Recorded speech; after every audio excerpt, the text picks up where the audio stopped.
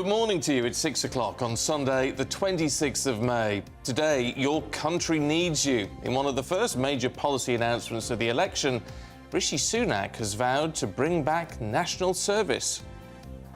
Whilst Labour today are challenging the government over the economy, declaring only economic stability can come with change.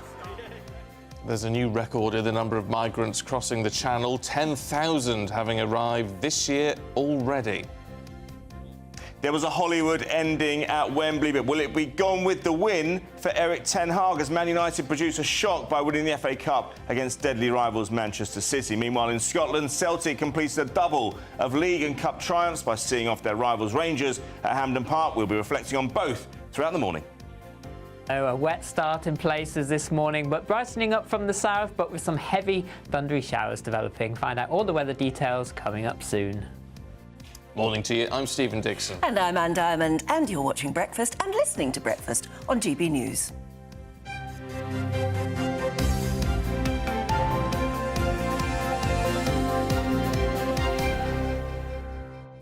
Before we get into the nitty-gritty, Yes. Have you got any weird hobbies? Well, model trains. Model trains. Which some people think is weird. No, it's excellent.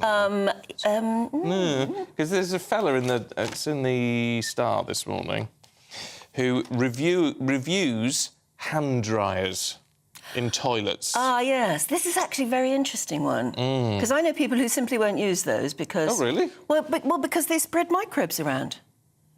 They honestly, they create a wind in the loo, in the public loo, that literally picks microbes up off the floor or other contaminated surface and whiz them around the room.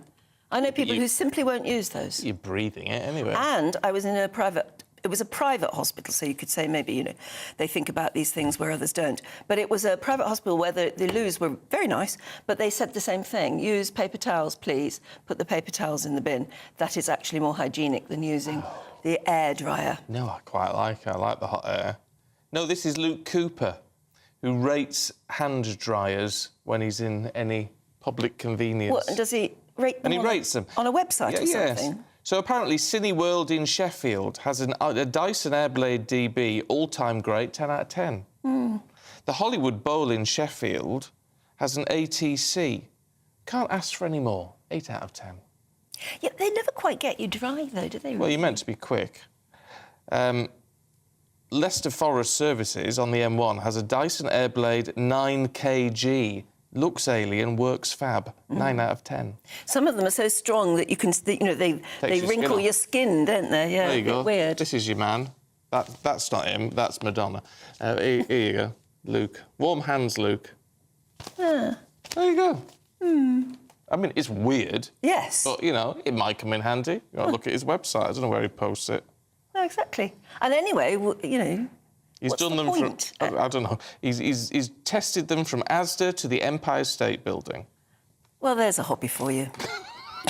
Never keeps you happy. Well, absolutely. At least he's washing his hands. Maybe he feels he's doing a public service, but you are actually blowing microbes around. Oh, I think people get too worried about that. We should be dirtier to be healthier. I know, it it is allegedly said, yes.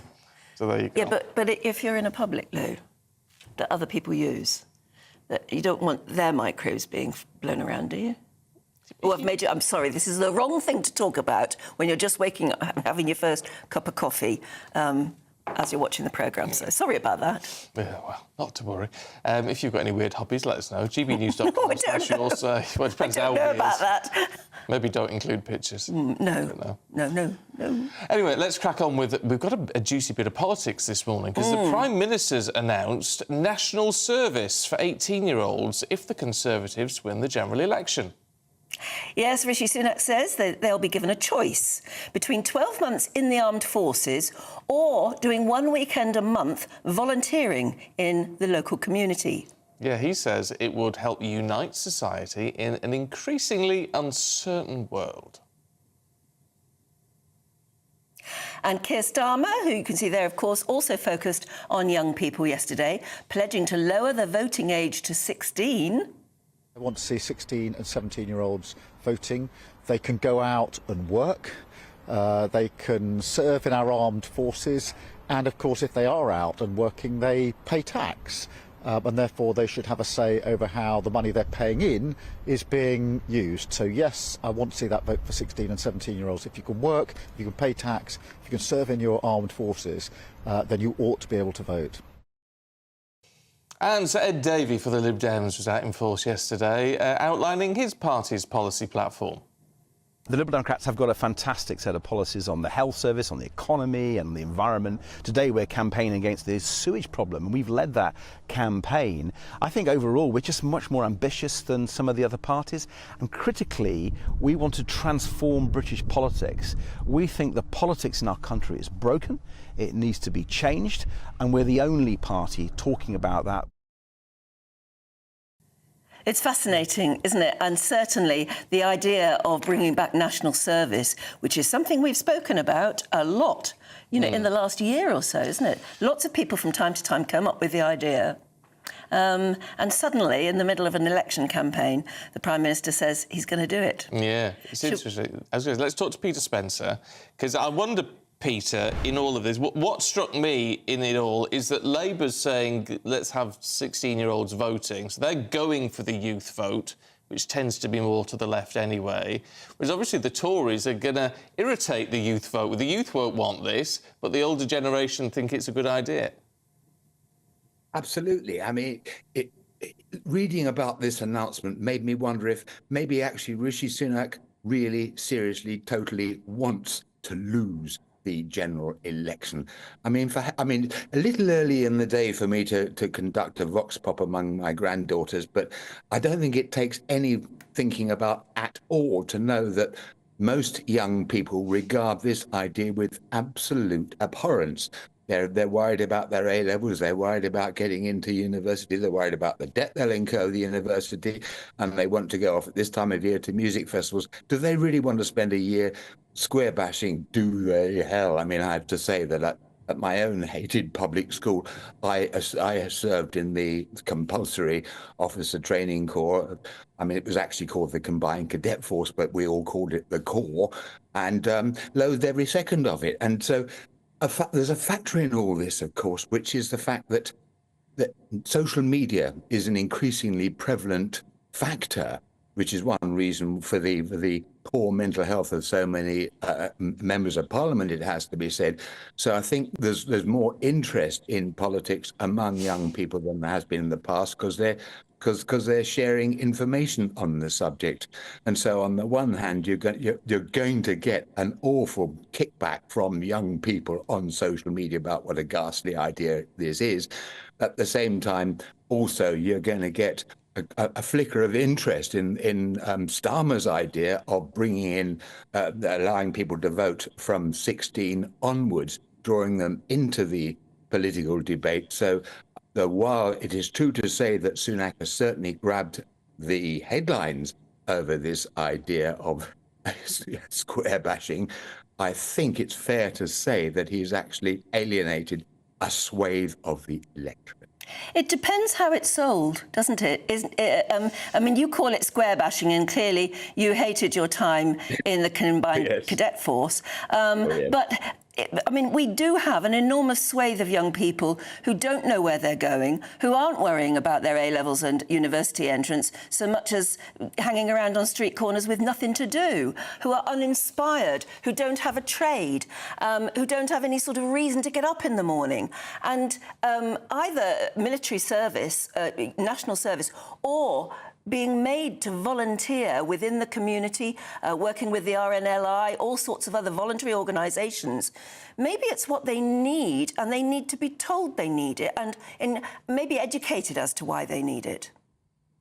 Yeah, I mean, I do take the point about the alternative to military service, which is volunteering in all sorts of very worthy and very useful aspects of societal endeavour, and I can see that sounds like a good idea. And of course, it fits into another narrative, which is the fact that Rishi Sunak has announced that he plans to increase defence spending by to 2.5% by the end of the decade, which, given the febrile state of the world with Russia and China and North Korea and Iran and so on, sounds like actually quite a good idea. Although actually I do have to add the rider to all that, which is that one reason that has been postulated for going for the general election in July is that because of the extra spending on defence, there will be no room for the Chancellor to give the electorate a nice little sweetener in the form of a budget with tax cuts in the autumn. No, the timing is interesting, isn't it? I mean, the timing, you could say, is desperately cynical as well, because, as I was saying to Stephen a minute ago, we've talked about the idea of national service, some form of it, for years, actually. And suddenly, with 5 weeks away from a general election, they've come up with the idea as being mandatory for 18-year-olds. Yeah, well, whether it'll wash, I don't know. Peter, thanks very much indeed. Brenda's been in touch. Saying national service, young people don't want to work, let alone do this. Rishi has a death wish. I think that's probably a bit unfair, Brenda. A lot of people do want to work. A lot of people, you know, look at all the people who do join the military. It doesn't have to be, I mean, it could be in the police or anything else that you do sort of this sort of service or volunteering or... I don't know, I mean, I tend to think it's quite a good idea, but then again, as you get older, you do. Whether young people will want to do it. I think it's a cracking idea, but I think it's come too late. Is it, even if you are sitting at home thinking it is a good idea and our young people need it, it's too late to suppose that it would save the Tory party from defeat, is it?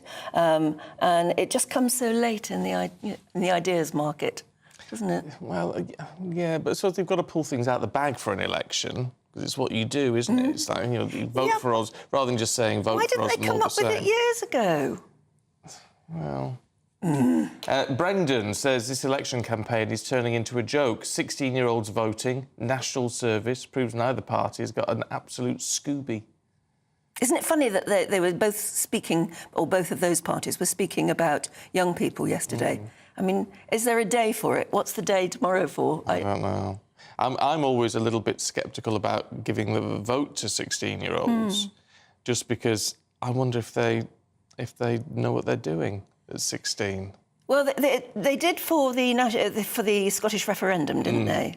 And a lot of 16-year-olds were really motivated, but I don't know.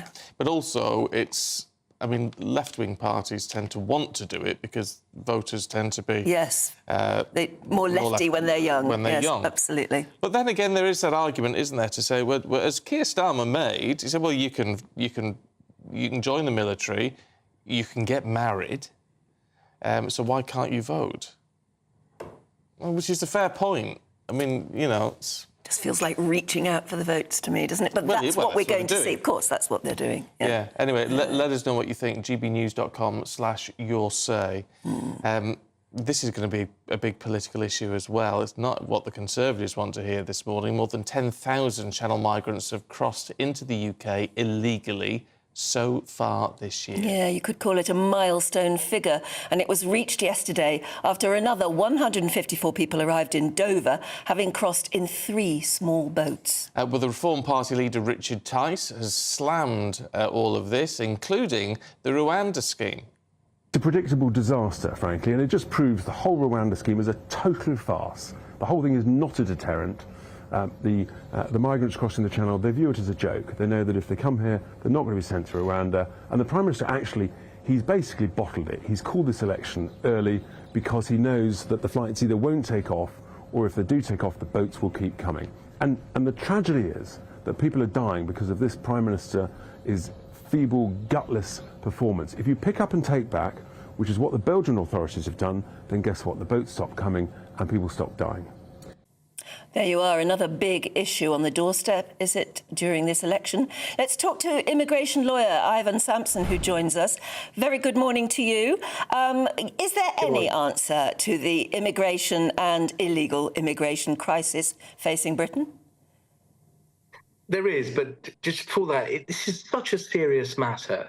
We have 10,000 people coming across the Channel. We don't know, most of them, we don't know where they're from. And even if they tell us where they're from, we're not sure they're telling us the truth.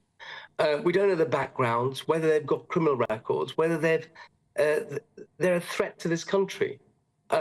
We need to secure our borders, and that's the primary function of a government, is to make sure that the country is secure and safe. And at the moment, I'm afraid that's not happening. Now, you ask about, is there a solution? There's only one solution, and if I'm coming across a channel, I need to know that I'm going to be sent back to whence I came from. And the only way we can do that is to do a deal, a treaty akin to the Dublin Convention, which permitted the UK to do that if they hadn't claimed asylum in France. So we need to do a treaty with the EU, not with France, with the EU, and the EU to lay down new regulations to allow the UK to return those that don't claim asylum in France, or ones that already claimed asylum, not to be able to do that again in the UK. Yeah, well, which sounds great, doesn't it? And I mean, presumably that's what Richard Tice is talking about. But the issue is, it's not that simple. The EU don't want to do that deal with us, do they? Well, you say that, but I'm not sure that's the case. I think there are things they want. And forgive me, Ivan, but if there was a return deal that was that simple, it would have been done years ago. Yeah, but there are things that the EU want. I've said this before in other programmes, and I've been absolutely lambasted for it. What the EU want is some form of free movement back. Now, I'm not saying that everybody should come over. That's not what I'm saying. But I'm saying skilled workers, for example, surgeons, doctors, engineers, those skilled jobs that we need, we should consider free movement back. And I think if we put that to them, you may get a different response. And then look, it's the asylum problem is a global problem. The EU wanted a solution as well. The ones who benefit are the traffickers, because countries are not working together. And while that goes on, they're the ones who are benefiting and making money out of it. Well, the politicians... So I think... I was going to say the politicians tell us they're working together, but we don't seem to be seeing any benefit. Although, again, if you drill down and ask the politicians of various colours, they will say, well, we are doing deals, we're trying our best. But still, at the moment, it's a problem. Look, the Albanian work, there's a huge problem with Albania. Look, that worked because there was a political will on both sides to cut a deal to make it work. We've given tens of millions of pounds to the French. And I don't know about you, but I think that's the nicest, sweetest deal I could have ever had, for the French, that is, because they've got loads of money with no performance targets. I mean, how does that work? So we've handed over tens of millions of pounds to the French, and yet they have no obligation to stop any number of boats just to give it a go. And you know and I know, looking at what the French have done, they're not doing that. They're not working with us. So we need to go over the French head. We need to go straight to the EU, to the EU 27, and have a global, within the European treaty, to stop going right back to source. It's not just about France. It goes back to Turkey. Yeah, it goes back to Spain. But you've got to look at this sensibly, haven't you? I mean, like the Albanian deal, the reason you can do a return deal with Albania is because Albania is having too much of a migration problem. They're losing too many people. Whether you'd call it a brain drain or not is another question. They're losing too many people, so they want to have them back. In terms of the EU, as you say, possibly the only way you're going to do it is some sort of, even if it was a limited free movement deal. But people in Britain don't want that. They want to have control over our borders. I mean, we know that. Well, we don't, though, do we? Yes, we do. We had a referendum on it. We don't have any control of our borders, I'm afraid. And if I said to you, do you want a skilled French surgeon coming over? Of course I do. It took me 6 months to get a CEO for a national airline over, and it costs the company about £40,000 to do that. Now, I don't know about you, but I would have given the CEO of a national airline free movement to come over. We want skilled people, and there could be some sort of limited free movement. That's something that that door needs to be open, discussions started, and we want skilled workers. I don't see where the problem is for that.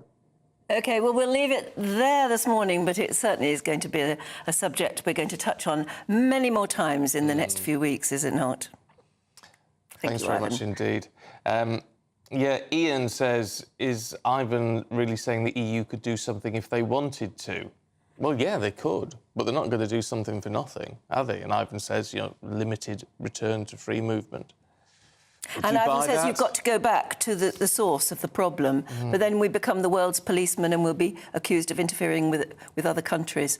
It's one of those issues. Can't go back too far. It's not to knock what Ivan's saying, but, if return deals were that simple, the government would have jumped on it donkey's years ago, because that's what you want to do. Other people saying national service should never have been ended in the first place. Older generations remember the days of national service and got a lot out of it. I sort of think it'd be quite good, instilled discipline. Yes, so do I, yeah. And a lot of people are getting in touch saying, well, what makes you think that our young people are going to want that? They won't have a choice. And it's not as if we're the only country considering it and doing it. There are many European countries that already do it. And, I mean, there would be a lot of fuss at the beginning from people who wouldn't agree with it or wouldn't want to do it. But after a while, a lot of young people get an awful lot out of it, actually. Yeah. Anyway, keep your thoughts through on that one. Let's have a look at some of the other stories heading into the newsroom at 6:21. Well, the Prince and Princess of Wales have said they're incredibly sad to hear of the death of that RAF pilot after his Spitfire crashed into a field in Lincolnshire yesterday. The MOD has described the incident, which took place near RAF Coningsby, as a tragic accident. Police and emergency services responded just before 1:20 in the afternoon yesterday, and the pilot, who hasn't actually been named yet, was declared dead at the scene. It's thought that the aircraft was taking part in a Battle of Britain memorial event. A 17-year-old boy from Lancashire is in police custody, arrested on suspicion of murder after a woman was found dead on a beach in Bournemouth yesterday. Dorset police said they were called to reports of 2 women stabbed on Durley Chime Beach. A 34-year-old was pronounced dead at the scene. A 38-year-old was taken to hospital with serious injuries. And the new Co-op Arena in Manchester has been forced to postpone another event, this time US rapper Nicki Minaj, after she was arrested at Amsterdam Schiphol Airport on suspicion of possession of soft drugs yesterday. She was released just after 9 o'clock last night, but not enough time there to make the concert. It follows a series of postponements and cancellations of previous events at the venue last month.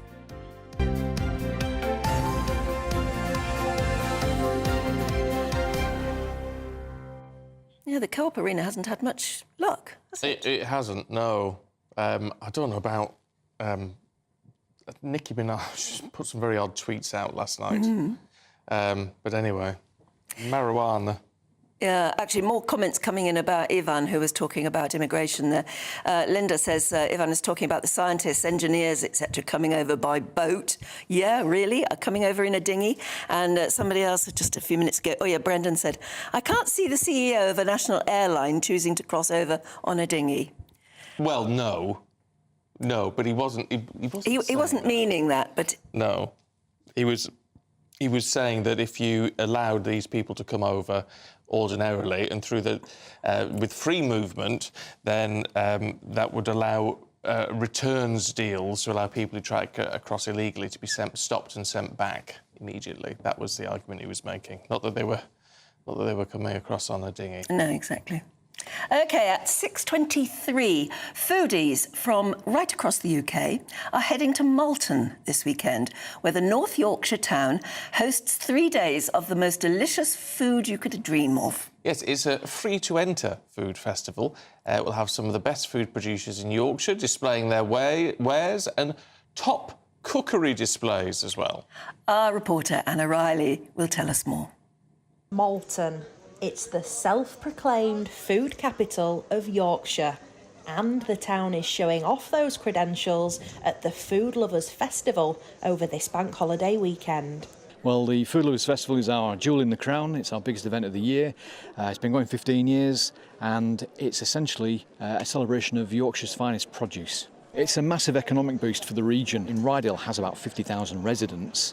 that live here. We bring in 42,500 people just on this weekend. Yorkshire is a fantastic brand name, you know, and this celebrates Yorkshire produce. So, you know, if you're from another part of the country and you want to know what Yorkshire's all about, this is the place to do it. There's more than 120 stalls and street food vendors at the event, showcasing local produce at its finest. This is one of our Scotch eggs, and it's just perfectly oozing there beautifully.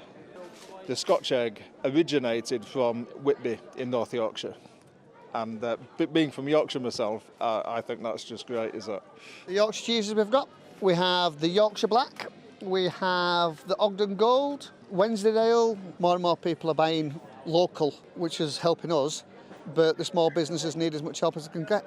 The main stage is a hub of culinary excellence with demonstrations from award-winning chefs. We will be showcasing all Yorkshire produce and Yorkshire chefs. So every hour on the hour there's something happening. We're surrounded by farmland. We're only 20 minutes or so from the coast. I mean, it couldn't be a better position. Hordes of hungry visitors have travelled far and wide to get here to sample tasty treats and enjoy what the weekend has to offer. We come from Telford, but we've made a holiday of it, so we've stayed the week. It's just a really nice atmosphere. Everybody's very friendly. There's a lot of stalls, there's a lot of choice. Looking forward to looking at the pies and things like that as well, you know, having a good look around and having a good taste of the food and the drink. The food, sourcing some local ingredients, meeting some local artisans and just having a nice day out. I drink more than an eat, so I'm going to find some gins. With so much food on display, it's no wonder the gourmet street party is dubbed Yorkshire's foodie Glastonbury. Anna Riley, GB News, Malton. Oh, I could murder some Wensleydale. Yeah. Local cheeses. I love these artisan cheeses. Yeah. I'm not very sure about Scotch eggs. I mean, well, I'll bet you this is a big culinary divide, isn't it? When you have a Scotch egg, do you want it with the middle running out? Do you want it runny in the middle? Or hard. Or hard, yeah. Oh, yeah. Well, let us know. I've never had a Scotch egg, so I wouldn't know. No, I've eaten Scotch eggs in my time, and they're tasty. Yeah. But I wouldn't now because I'm veggie, but there you go. But the cheese... Oh, local cheeses, yeah. Gorgeous. You know I like cheese. Yes, I like cheese too. Right. There's not much point in saying it as well because the food festival is right up in Yorkshire, a bit far away to be sent to cheese. It's right up in Yorkshire and I'm on a diet. Yeah. Oh, I see. But there you go, so I may have scuppered myself there. And actually, fingers crossed if you are going there today, I hope the weather's going to be I hope so, because honestly, what a great way to spend the day. It would be lovely. But I'm afraid rain and thunderstorms and all that sort of thing today. Let's get all the details with Greg. A brighter outlook with Box Solar, sponsors of weather on GB News. Hello there, welcome to your latest GB News weather. The day ahead is going to be unsettled. We'll see heavy showers, some thundery downpours as well, but there will be some sunshine. This morning, though, it's a cloudy start across much of the UK. Outbreaks of rain pushing northwards, but it will brighten up from the south. But we will see heavy showers developing, becoming quite widespread as we move through into the afternoon. A Met Office thunderstorm warning in force, some local disruption possible, frequent lightning, hail and some localised flooding. In between there will be some sunny spells, breezy around the coast, temperatures a little lower compared to Saturday, highs around about 20 Celsius. But for some eastern areas it will feel a little less chilly compared to Saturday. So looking at the details into the evening time, we can see plenty of showers still across central southern parts of England and Wales, some of these thundery. And then further north into northern England, Northern Ireland, southern Scotland, cloudy generally with outbreaks of rain, but still some rumbles of thunder possible in that too. And then across northern Scotland, generally a little bit drier here with some sunny spells for a time before clouding over as well. For the rest of the evening and overnight, further showery rain pushes northwards. It'll start to clear from the south, but one or two showers are still possible as we move through into the early hours, and then further blustery showers moving into the southwest later. With some clear spells around, temperatures will be a little lower, but generally for most holding up in double figures to take us into Bank Holiday Monday. So for England and Wales, a brighter start, some sunny spells, scattered showers from the word go. Further north and Northern Ireland, Ireland into Scotland. Generally cloudier, outbreaks of rain most persistent across western Scotland. And then generally for Monday afternoon, a day of sunny spells and scattered showers. Again, some of these could be heavy at times, some thundery as well, particularly northeast Scotland, eastern England, and temperatures around 18. That warm feeling inside from Boxed Boilers, sponsors of weather on GB News. Now, let's talk money, shall we? Oh, should we? £20,000 has got to be won in our Great British Giveaway, so don't miss out. Lines will go down this Friday. In other words, you've got to get your application in. Here's all the details you need for your chance to win the cash. It's the final week to see how you can win a whopping £20,000 cash. And because it's totally tax-free, every single penny will be in your bank account to do whatever you like with. £20,000 in tax-free cash really could be yours this summer. Hurry, as lines close on Friday. You've got to be in it to win it. For another chance to win £20,000 in tax-free cash, text WIN to 63232. Text costs £2 plus one standard network rate message. Or post your name and number to GB05, PO Box 8690, Derby DE1 9TT. UK only. Entrance must be 18 or over. Lines close at 5 p.m. on Friday. Full terms and privacy notice at gbnews.com/win. Please check the closing time if listening or watching on demand. Good luck. Oh yeah, best of luck on that one. Now, is Morecambe Football Club on the brink of collapse? We'll investigate that next.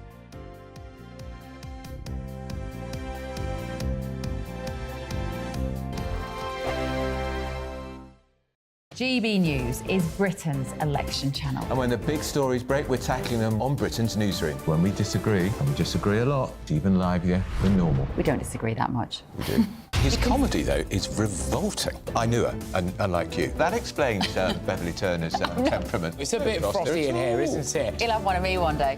For dartball practice. Britain's newsroom on GB News. Weekdays, 9:30 a.m. GB News, the People's Channel, Britain's news channel.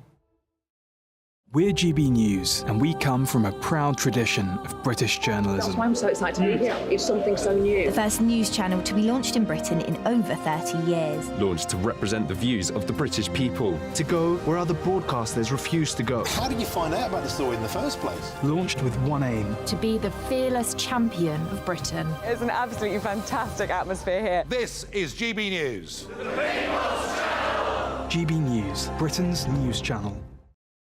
Join me, Camilla Tominey, every Sunday at 9:30 when I'll be interviewing the key players in British politics and taking them to task. This report basically says that he's not fit to stand trial. With an upcoming election looming over Westminster, now is the time for clear, honest answers. I agree. And that's precisely what I'll get. Is he indecisive?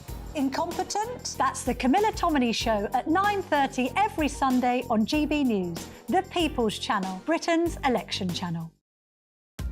Are the newspapers getting you down? My wife didn't divorce me that month. Struggling to separate the wheat from the chaff? I know that it's a bit of a circus at the best of times.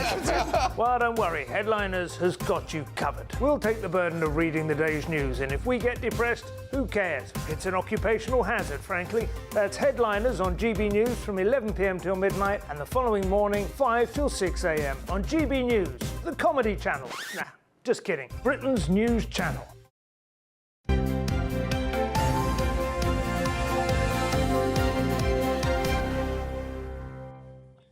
Now, plans for an independent regulator for football have been put on hold because of the general election. Morecambe FC is one club that could be on the brink of going bust after being up for sale for almost 2 years without a buyer. Our reporter Jack Carson has been to Morecambe to find out what losing the club could do to the town.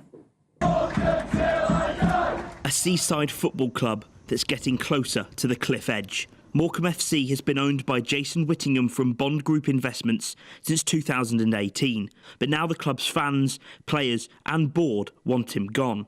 The club has been up for sale for almost 2 years, and this week its directors warned Whittingham he needs to accept an offer to avoid a catastrophic outcome.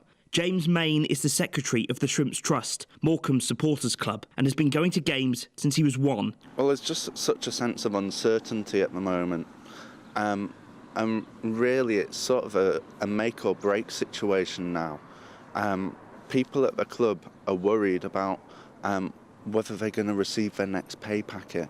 There has been success under Whittingham's time at the club, with promotion to League One, England's 3rd division. But over the last few years, failure to pay staff wages on time and a points deduction means relationships at the club have boiled over. We want Chase House and we want Chase House. A separate issue of a transfer embargo on the club over funds owed to HMRC means it's unclear how many players they will have at the start of next season, and that's caused concern about survival. So how would you feel then if this club ceased to exist? I would be absolutely devastated if that was to happen. You know, I've had friends say to me, which team would you support if Morecambe went out of business? Well, in reality, Morecambe's my club. 2 minutes down the road from the stadium is the William Mitchell pub. Landlord Steve Hewlett is also worried at the prospect. It's not just the home fans, it's the away fans as well. So losing Morecambe Football Club would be a mega miss to trade, especially on match days. There is a lot of big clubs, away clubs, and so you get a lot of away supporters as well. It would make a massive difference if anything happened to the club. In March, the government introduced the Football Governance Bill, which set out to establish an independent football regulator. Fans of clubs like Morecambe will be hoping it's given proper powers to protect them. MP for Morecambe and Loonsdale, David Morris, says the bill includes tougher tests before a potential takeover. Both stricter tests for them to become an owner in the first place, and obviously, you know, legislation in place to have good governance and good housekeeping. So we're not in a position where it's a stalemate, where, you know, we're seeing financial irregularities going on with the club, meaning players not being paid and management not being paid and all the rest of it. And then we're in a position where we can't sell the club. So, you know, we don't want to see this club go under. That's the last thing we want to see. Watched over by its most famous fan and former president, Eric Morecambe, this town will be hoping a football regulator can bring them sunshine in their football club's darkest times. Jack Carson, GB News, Morecambe. Oh, the great Eric Morecambe. Oh, honestly. Mind you, I tell you what, Morecambe needs a lot of help in a lot of ways. Really run down now. Well, a lot of the northern seaside towns are, aren't they? Morecambe and Blackpool. Are they? Is it because they've fallen prey to us all going abroad in search of sunshine instead of going what we always used to be the traditional holiday places? Well, and there's an element of that, but also just lack of investment in the north. They're great places. But they do just need a bit of a zhuzh up, a bit of money spending on them. Bill's watching us from Spain. Oh, hi, Bill. He said, I'm on my holidays, and all the commercials in between and your ad breaks are in Spanish. Very spooky. That's because you're watching on YouTube. Yeah, if you're watching on YouTube... So they would fill the advert breaks with local stuff. How interesting. But where I watch, which is Midlands, all of the adverts seem to be Welsh. We have a lot of Welsh advertisers. Yeah. You know, and they're encouraging you to go along and have a look at their shops, but it's quite a long drive from where I am. Well, it's worth a try. I hear pop over and get some cash for your gold. Yes, exactly. Yeah, why not? Yeah. Why not? Anyway, Aidan McGee's here. Good morning. Good morning. My mum and dad had their honeymoon in Blackpool. You're right. You're right. You didn't? No, not me. No, my parents did. It was a great honeymoon destination, wasn't it? It was indeed, yeah. It was a brilliant place. And, yeah, GB News popular at Wembley as well yesterday, I might add. Oh, good. Recognised several times. Oh, really? Oh, that's good. So. Yeah, well, I'm finding that. And so are you, aren't you, Stephen? So a lot. One bloke said we brighten up his morning. Jolly good. There's a lot of propaganda out there saying that people don't watch us, but actually they really do. They do. Yeah, if you look at the figures, we get the figures every day. When I were at the Palace... Oh, yes. Everybody recognised me from GB News. Well, they said we watch you. You know, we're watching you in the morning. So they actually were, and that was stunning. I wasn't expecting that. They didn't mention us, no? Yeah. Oh, I'm sure they did somewhere along the line, but I didn't hang around long enough. No. Anyway, you had quite an afternoon out yesterday. Excellent, yeah. I was privileged to be at Wembley yesterday. We were thinking that it would be a procession for Manchester City, but it wasn't. We were hoping that there might be a story thrown up. I'll tell you what, Man United, Anne, really got about them, and it just shows there is a way to beat Manchester City if you're going to dig in.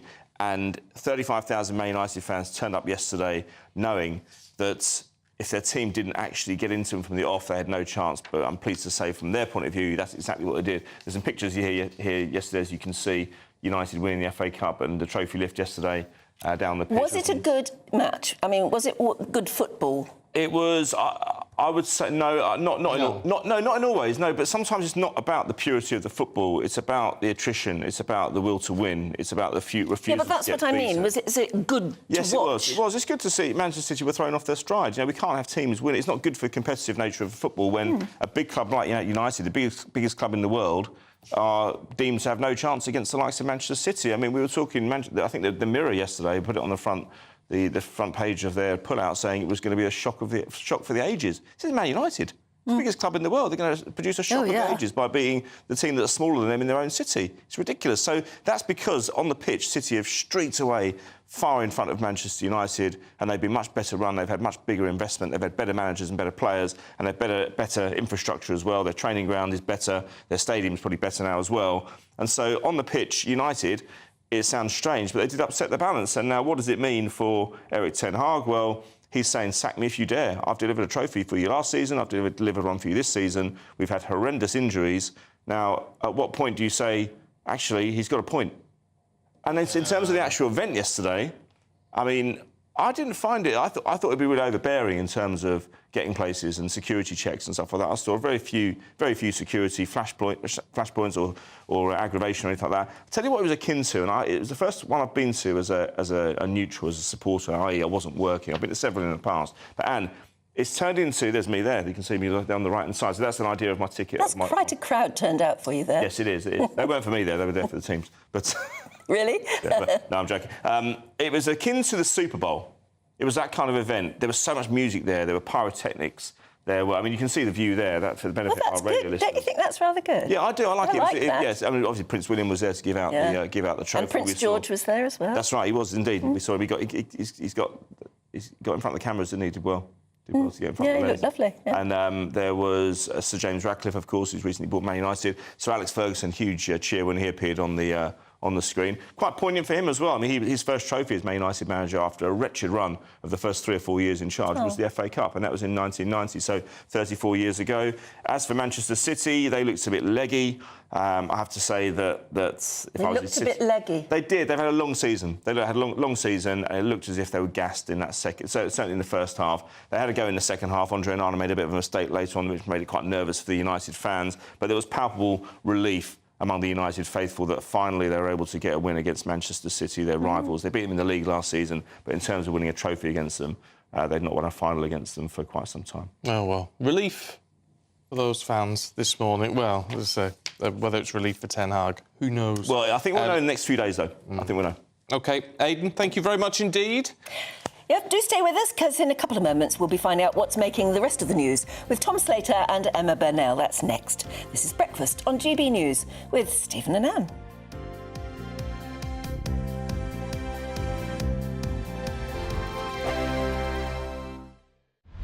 Britain's newsroom. Weekday mornings from 9:30.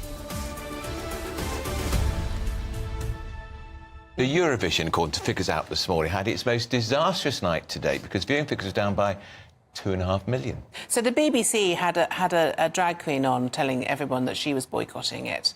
Who was boycotting it? Someone called Crystal, who came on the Newsnight to say that she was boycotting her North London party because of Israel. So maybe that's why the figures are down. They cancelled some Eurovision parties in gay bars in Soho, exactly. So I wonder whether that's what did it. North London party. I think the whole of Dalston basically not tuning in is what's caused this massive drop in ratings because of the whole controversy around Israel. I have to say, a lot of those performers needed to go and see a hygienist. I mean, that man who was the Irish entry, who's supposed to be a satanic witch.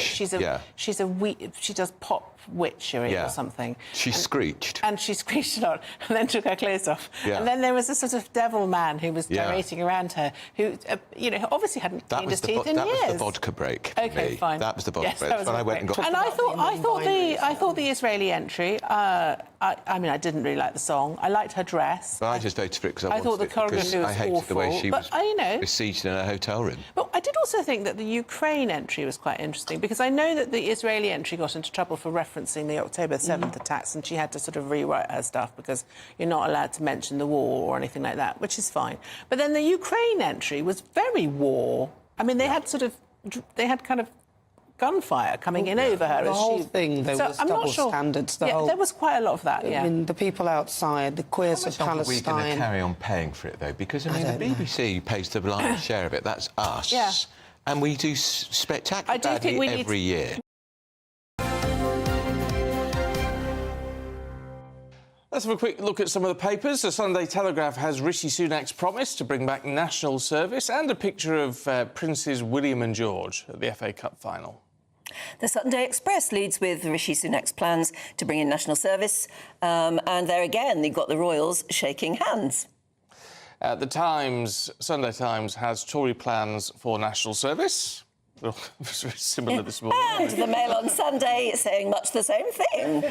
And the Observer has Rachel Reeves, the Shadow Chancellor, slamming the Prime Minister's tax cut pledges. Well, joining us to go through what else is making the news, political consultant Emma Burnell and editor of Spiked, Tom Slater. And good morning to both of you. Morning. We were pointing out, weren't we, Emma, that you're wearing a gorgeous summer frock. I am. Which I said to you is a bit optimistic today, given the weather forecast. But I have got an anorak in the green room. And I think that is the modern woman's outfit for the summer. Beautiful summer frock, but still with the wellies and the anorak. You wouldn't be able to wear that if you were doing national service. I would not. Well, I mean, maybe in the voluntary sector part, which is probably where I go, because, frankly, let's face it, Stephen, no one wants me anywhere near the army. But... I don't know, they'd whip you into shape, some sort of shape. I think... Goodness knows what they'd do. We'd whip each other, and I think that I'm not the best at being shouted at 6 a.m, as I'm sure everyone backstage will attest. Yeah, I mean, this is an interesting gimmick, I guess. Yeah, it's a gimmick. If it was real, it would have come up before he would have done it whilst in government. They know that the odds are they're very unlikely to be in government to enforce this. It's a political offer designed almost entirely to appeal to the voters they're worried about losing to Reform. That they may put off younger voters, given that they're statistically insignificant, the amount of younger voters that say they're going to vote Conservative probably doesn't worry them that much. But it doesn't feel like something that is a thought-through plan that they really... it just feels like, hey, Reform voters, have some red meat, here you go, vote for us. And I'm not sure that those people who are so angry with the Tory party on their right that they're moving to Reform are really going to fall for it. Tom? Well, I think the one thing that does support the gimmick hypothesis is the fact that for the vast majority of young people, if this was to be implemented, it wouldn't really be national service in the way that we think about it. There's only about 30,000 placements, which would actually be with the armed forces for like a 12-month period. So the vast majority would be doing this one weekend a month, volunteering in their community and so on. So it would basically be kind of like mandatory community service / volunteering for the vast majority of people. But I completely agree with Emma insofar as I think a lot of the early moves that the Tories have made in this campaign, even calling it at the time that they did, makes a lot more sense when you read that through the lens of they're trying to wrong-foot Reform than they're trying to win a majority, if that makes sense. Trying to stem the losses to a certain extent. So you're maybe thinking older people who might have always voted Tory in the past and are a bit fed up with them now see something they feel they can vote for. That's definitely the theory behind it. Whether that will work in practice, we will see in 5.5 weeks, I guess. But, yeah, Tom's absolutely right. This is a minimise the loss strategy rather than a maximise the win strategy. Very cynical, if that's true, isn't it? Do you think somebody actually sits down and works that out? If they don't, they're not doing their job. The Prime Minister. I mean, it's silly to say it's very cynical, isn't it? Because we're in an election period now, aren't we? What's this piece in the Sunday Times, Tom, about the International Criminal Court? So the chief prosecutor for the ICC, a gentleman called Karim Khan, has given an interview to the Sunday Times off the back of him issuing those arrest warrants, not only to 3 of the leaders of Hamas, but also to Benjamin Netanyahu, Prime Minister of Israel, and Yoav Gallant, who's the Defence Minister, which, of course, caused this huge international controversy, accusations of drawing a moral equivalence and of giving in to a kind of very anti-Israel narrative. I mean, he actually charged the Israeli state with effectively deliberately targeting civilians. Pardon me. So very controversial. And so what he's trying to do here is to try and address those criticisms. So he's saying that despite the terrible troubles in Northern Ireland and the IRA not only bombing people in Northern Ireland but over here as well in other parts of Britain, and he's saying that we showed restraint. We didn't just immediately go and bomb the IRA in Ireland, and therefore Netanyahu should show the same restraint when he's dealing with Gaza. That is his point. It's a completely nonsense comparison, I dare say, insofar as the IRA, you know, whatever opinion people might have of them, were not constantly firing rockets into UK territory. They hadn't built an elaborate tunnel network underneath Belfast in which they had stuffed civilians and hostages and using them as human shields. They weren't being lavishly funded by states like Iran and also being backed up. Well, also they militant weren't groups running like the territory. Yeah. I mean, that's sort of the key difference, I think. I mean, I find this incredibly difficult because you watch the pictures coming out of Gaza and you cannot help but be incredibly moved. You also have to remember what happened on October the 7th and be equally moved. Yeah. And that's a really important thing to remember at all times. The question is, Israel has a right to defend itself. It doesn't have a right to do whatever it wants in that defence, and that's where this kind of grey area and that may fall into international law falls. And I think there are going to be questions that need to be tested. Why they're doing it in this occasion and didn't do it, for example, in Syria, I think is a question worth asking, because, you know, we were talking about Assad using chemical weapons on his own people. If that's not an international war crime, I don't know what is. So it's unfortunate that in the same way that he's saying all countries are subject to international law, this one, which is obviously going to be one of the more controversial areas, you know, disputes between Israel and Palestine have international consequences across the world. They are always very complex. It's this being the test case is going to cause even more controversy. But I think we all know why that double standard exists, is that there's always such an extreme double standard where Israel is concerned. And as you say, people are well within their rights to criticise what the Israeli government is doing in terms of how they're prosecuting this war and how they're handling things in general. But the problem with these charges is that they play into this idea that for them to basically defend themselves at all against what is a much more significant military threat than the comparison he's trying to make is in and of itself a kind of war crime. And that's where these things get incredibly slippery. And I think it's also worth noting that, yes, he's trying to almost look even-handed. We're going after Hamas, but also we're going after Israel. Hamas is a genocidal terrorist organisation. It is not bothered by being issued with international arrest warrants, whereas Israel, because of the fact that it does need to deal with the West, it does need to go to its allies, it does need to make those representations and so on. If these were ever issued, they have to be issued by a judge now. They're going to think about that. This would have a serious impact on their ability to continue this war effort. But does Netanyahu care about that, do you think? I think Or could it be the end of him politically, if that happens? I mean, the problem Netanyahu has is that his coalition is made up of... He's quite far to the sort of right-wing nationalist element in Israel. But the way that his coalition is made up, he's brought people in who are considerably further, and he politically cannot govern without them.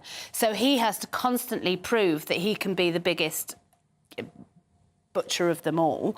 Yeah, but he's falling out with... I mean, Yoav Gallant, who's also named in this, the defence minister, I mean, they've had a huge falling out last week. And yeah, there are rules of war, and we should be enforcing them. And I just always come back whenever I try to think about this appalling conflict and try to be nuanced about it.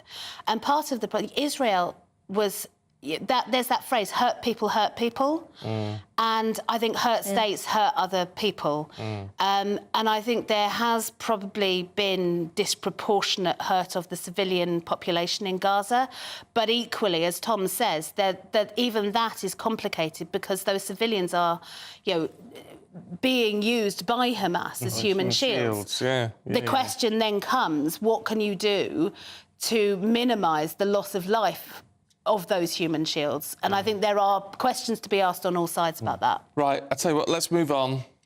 Let's move on to something different. Just for the last minute or so, The Observer, back to politics. Rachel Reeves having a go at what she calls the Prime Minister's reckless tax cut pledges. Emma?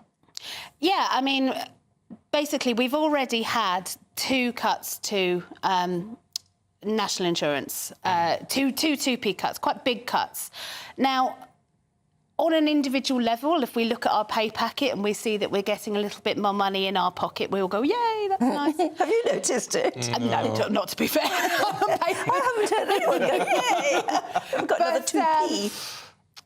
On a national level, that means less money for public services, and that is the calculation that any government has to make. How much do you get in? How much do you spend on services? And Labour are making the calculation, and I think quite rightly, and borne out in the polling, given that neither of those national insurance cuts move the dial at all in favour of the Conservatives, that people are actually making that calculation themselves and saying, well, look, I get that, you know, yes, it would be nice if I had a little bit more money, but it'd be better if the NHS got it. Yeah, oh, well. There you go. It's an interesting one. Let us know what you think about that one. Has it been enough? Do you need more? Do you want more? Or should we not be taking cuts at all at the minute? Thank you both. We'll see you a little bit later on. In the meantime, let's have a look at the weather for you with Greg. A brighter outlook with Box Solar, sponsors of weather on GB News. Hello there, welcome to your latest GB News weather. The day ahead is going to be unsettled. We'll see heavy showers, some thundery downpours as well, but there will be some sunshine. This morning, though, it's a cloudy start across much of the UK. Outbreaks of rain pushing northwards, but it will brighten up from the south. But we will see heavy showers developing, becoming quite widespread as we move through into the afternoon. A Met Office thunderstorm warning in force, some local disruption possible, frequent lightning, hail and some localised flooding. In between, there will be some sunny spells, breezy around the coast, temperatures a little lower compared to Saturday, highs around about 20 Celsius. But for some eastern areas, it will feel a little less chilly compared to Saturday. So looking at the details into the evening time, we can see plenty of showers still across central southern parts of England and Wales, some of these thundery, and then further north into northern England, Northern Ireland, southern Scotland, cloudy generally with outbreaks of rain, but still some rumbles of thunder possible in that too. And then across northern Scotland, generally a little bit drier here with some sunny spells for a time before clouding over as well. For the rest of the evening and overnight, further showery rain pushes northwards. It'll start to clear from the south, but 1 or 2 showers are still possible as we move through into the early hours, and then further blustery showers moving into the southwest later. With some clear spells around, temperatures will be a little lower, but generally for most holding up in double figures to take us into Bank Holiday Monday. So for England and Wales, a brighter start, some sunny spells, scattered showers from the word go. Further north and Northern Ireland into Scotland, generally cloudier, outbreaks of rain most persistent across western Scotland. And then generally for Monday afternoon, a day of sunny spells and scattered showers. Again, some of these could be heavy at times, some thundery as well, particularly northeast Scotland, eastern England, and temperatures around 18. Looks like things are heating up. Boxed Boilers, sponsors. It's the biggest cash prize we've given away to date. An incredible £20,000 that you could use however you like. And because it's totally tax-free, every single penny will be in your bank account to do whatever you like with. £20,000 in tax-free cash really could be yours this summer. Hurry, you've got to be in it to win it. For another chance to win £20,000 in tax-free cash, text PRIZE to 63232. Text costs £2 plus 1 standard network rate message. Or post your name and number to GB05, PO Box 8690, Derby DE1 9TT. UK only. Entrance must be 18 or over. Lines close at 5 p.m. on the 31st of May. Full terms and privacy notice at gbnews.com/win.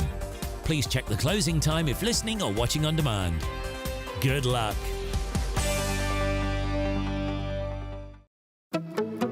Good afternoon, Britain. Good afternoon, Britain. Weekdays from midday, we bring you the most compelling stories from across the United Kingdom. And why it matters to you. From your doorstep to our inbox. That's right, we want to hear from you. Good afternoon, Britain. Only on GB News, the People's Channel, Britain's news channel.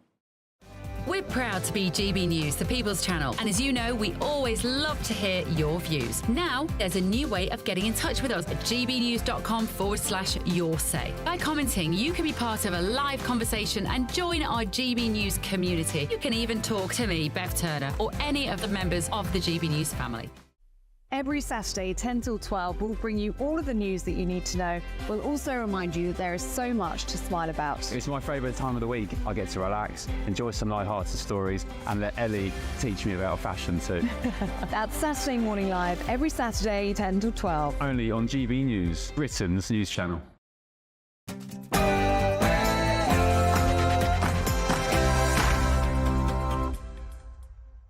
Good morning to you. It's 7 o'clock on Sunday, the 26th of May. Today, your country needs you. In one of the first major policy announcements of the election, Rishi Sunak has vowed to bring back national service. While Labour today are challenging the government over the economy, declaring only economic stability can come with change. A new record in the number of migrants crossing the Channel. 10,000 have arrived this year already. One of the last acts to be rushed through Parliament, leasehold reforms, aimed to make extending your lease cheaper and easier, but will it work? Good morning. There was a Hollywood finish at Wembley, but will it be gone with the win for Eric Ten Hag after Manchester United produced a shock by winning the FA Cup against deadly rivals Manchester City? Meanwhile, in Scotland, Celtic completed a double of League and Cup triumphs by seeing off their rivals Rangers at Hampden Park. A wet start in places this morning, but brightening up from the south, but with some heavy, thundery showers developing. Find out all the weather details coming up soon. Morning to you. I'm Stephen Dixon. And I'm Anne Diamond, and this is Breakfast on GB News.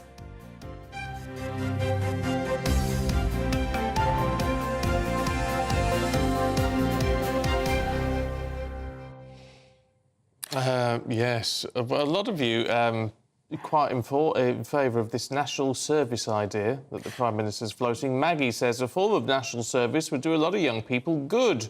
They'd have structure, boundaries, team building, a sense of purpose. They could learn a trade. Yeah, a lot of people also getting in touch saying, no, it's just not going to work. You can't take these youngsters off the street and then suddenly teach them how to use weapons. Is that really what you want? But I think that's a basic misunderstanding of what national service would and could be. Yeah, it's all about structure and a little bit of discipline. And learning how to work as a team and learning why you're doing it too, why it's worth defending your country, I suppose. Of course, as an idea for an election, would it work? A lot of people would like it, but not the people who would have to do it. It has, however, made most of today's front pages. National service compulsory for 18-year-olds. That's what Rishi Sunak is more or less saying on the front page of every paper today. Yeah, there would be a choice, though, between 12 months in the armed forces or 1 weekend a month volunteering in their community. And the Prime Minister claims the measure would help unite society in what he called an increasingly uncertain world. Well, Sir Keir Starmer has focused on young people as well. He's pledged to lower the voting age to 16. I want to see 16 and 17-year-olds voting. They can go out and work. They can serve in our armed forces. And, of course, if they are out and working, they pay tax. And therefore they should have a say over how the money they're paying in is being used. So yes, I want to see that vote for 16 and 17-year-olds. If you can work, you can pay tax, if you can serve in your armed forces, then you ought to be able to vote. Well, the Liberal Democrats then, leader Ed Davey was out in force yesterday, promising to push his party's policy platform. The Liberal Democrats have got a fantastic set of policies on the health service, on the economy and on the environment. Today we're campaigning against the sewage problem, and we've led that campaign. I think overall we're just much more ambitious than some of the other parties, and critically we want to transform British politics. We think the politics in our country is broken, it needs to be changed, and we're the only party talking about that. Well, let's talk to political commentator Piers Pottinger and former Labour MP and Minister for Europe, Dennis McShane. Good to see you both, gents, this morning. Dennis, can I start with you? What do you make of this as a sort of last-minute dash to get the Tories over the line, the idea of national service for 18-year-olds?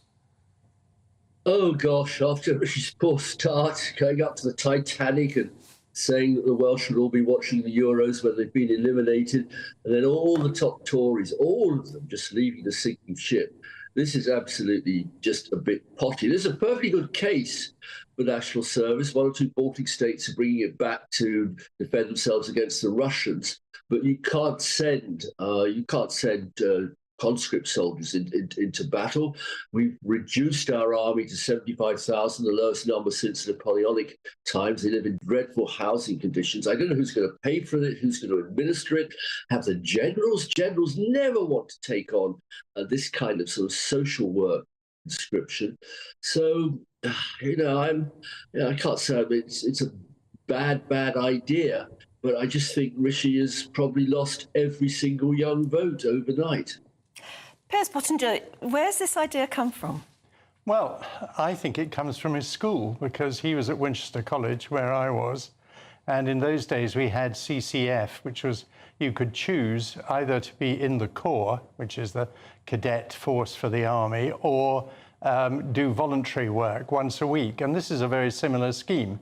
But I think the point everyone seems to have missed here is that the people who really like these schemes are employers. Because when national service was originally in place and when it was stopped in the 60s, it was followed by a very popular short service commission in the army, which many people who didn't go to university chose to take up, and was actually a very popular qualification with employers. Because doing national service or even voluntary service, and Rishi has said it would be with something like the police or the RNLI, he said, or the RNLI. It gives them skills. It teaches teamwork. It gives a sense of purpose and unity, all of which is extremely good, particularly for people who may not be able to go to university in the future. And it will give them a base, admittedly a small base, as it's only a year. Initially, national service was longer than that. And for example, in Singapore, where they still have national service like this, it has proved very popular with employers, not just in Singapore, but even in this country. But it's interesting, isn't it, that he's alienated the young vote? Well, I don't think he's alienated the young vote. Of course he has, because it may be that a lot of people think, oh, this would actually be a good idea. It tends not to be the young people who would have to do it who think But it also tends not to be the young people who actually vote. And I think this is a very cleverly worked out announcement, because I think Rishi knows that he's lost most of the young votes anyway. And as I think one of your earlier commentators was mentioning, this whole campaign has the smell of damage limitation now, rather than actually looking for victory. Because I think that Rishi knows the game is lost. Go on, Dennis, you were shaking your head. Well, I also was in the cadet force, like Piers. I was a company sergeant major. I had a very loud voice and I loved ordering people about. Then I went into politics. So there. No, actually, it will be a disaster for employers because there's such a permanent skill shortage. Last year, Rishi imported 654,000 immigrants from Nigeria, India and Pakistan to fill all the vacancies left after Brexit. And the idea of taking all the 18-year-olds off the labour market to march them around squares with sort of, I don't know, will they bring back Dad's army sergeants to shout at them and drill them? No, I mean, it's such a daft idea. I can't believe a professional officer or the army or the MOD have got nightmares now trying to restore morale and status to the army, want to have anything to do with this. It's somebody, I mean, I just don't know who's in Downing Street advising him on all of these things. They just seem to be completely politically fairly bonkers. Piers? Well, I do think that this campaign increasingly looks like a solo effort by Rishi. when Dennis said that someone was advising them. I wonder who is advising him, because admittedly, it was a huge surprise, this announcement. But it also looks like Rishi suddenly woken up to, I better do something to show I'm not a woke, almost left-wing person, and try and attract the voters who are all going to desert the Conservatives and go to Reform. Hold on, Piers. A solo campaign? Well, I mean, he appears... Everywhere he's appeared, there's no one apparently with him. I mean, Starmer has Angela Rayner or Rachel Reeves or some people around him. But, I mean, yesterday, Rishi was in his constituency in Richmond in a Wetherspoons, sitting on his own with a bunch of old men having a coffee. And that's not actually particularly impressive as an image to send out to the electorate. I mean, he does seem like he's a solo operator. The way he launched the campaign. I cannot believe anyone in Downing Street didn't say to him, have an umbrella, for goodness sake, let's wait till the rain goes out. We've spent a lot of money building a studio nearby. Why don't we do it inside? But instead he said, no, I'm going to do it, and he went out and did it. And the imagery was very, very embarrassing. And as Dennis said, going to visit the Titanic, I mean, what on earth possessed him to go and see the Titanic? I mean, extraordinary. On the other hand, Dennis Michel, you might find this interesting. It's a story we're going to talk about a bit later on. Apparently, Keir Starmer has been advised not, as the Euros draw near, not to wear an England shirt because it will put off Scottish voters, which, of course, are terribly important at the moment. So, you know, we're all... I mean, I guess that election campaigns are always like this, aren't they? They are a bit, for sure. I mean, I wouldn't advise any man in his 60s running to the highest office of the land to pretend he's a sportsman or wear any kind of sports shirt. But Keir is an Englishman, and we'll see how far England, or indeed anybody else, goes. And if they go far, well, that's okay. It's quite normal to go along to semi-finals and finals. And we'll wait and see. No, I think so far... Oh, I don't know. I mean, I feel sorry for Rishi. You just feel the man is desperate to go home. His real home is in Silicon Valley in California. And he's just going to Wetherspoons to have a cup of coffee. Oh, it's okay. Wetherspoons sells everything. You go to Wetherspoons for a pint, but he doesn't drink. He doesn't drink. Dennis, you get free top-ups on your coffee in Wetherspoons. So don't knock it. Don't knock it. You can get a lot of coffee. But at least Rishi's policies are his own, whereas Keir Starmer is conning the electorate into walking into a sleeping nightmare. Into a nightmare, because all the Labour Party policies are decided by the NEC, which comprises 13 trade unionists and a bunch of left-wing socialists. So they're not really Starmer's policies, and we still don't know what they really are yet. Piers, if you seriously think the Labour Party now is a left-wing party, join it for 5 minutes and see what old-fashioned Labour Party people think. This is the most conservative social democratic party in Europe. Its policies are pro-business, pro-growth, all the things that once were at the heart of Torydom. Now Torydom is all about enlisting 18-year-olds to go square bashing. OK, got to leave it there. Piers, Dennis, thank you very much indeed. Go on letting us know, please, as well, what you think about square bashing and 18-year-olds and whether or not they're all going to want to choose one weekend a month, which seems like a real That's the easy option, yeah. Very easy option compared to a year's worth of I suppose if they wanted, if they want to continue their education or they've got an apprenticeship or whatever job, then you could squeeze it in that way. It's still not a bad thing to do. No, it's a good thing to do. It ought to be more than one weekend a month. You'd think so, but... Yeah, it's got to be something about giving, hasn't it? Actually, self-sacrifice, maybe a bit. It's all well and good us talking about it. It's would you ever want to do it when you were that age? I think I would. Oh, I would. I'd have loved it. Don't know. But anyway, maybe not. So the chances of it happening are actually pretty slim. Right, reforms to leaseholds and freeholds have become law in England and Wales, but it's not completely what was promised. The changes apparently will make it cheaper and easier for you to extend your lease or buy the freehold and take over management of that building. However, the promised cap on ground rents of £250 have been dropped from the bill. So would you need to pay ground rent if you own the freehold? No. Ground rent comes with a leasehold, doesn't it? Well, I'll tell you who can tell us. It's property expert and presenter Martin Roberts. Good to see you, Martin. Hello. Morning. Will you be able to explain to us, because we've already got into a twist. You're already confused. I know. Let's just go back to the basics.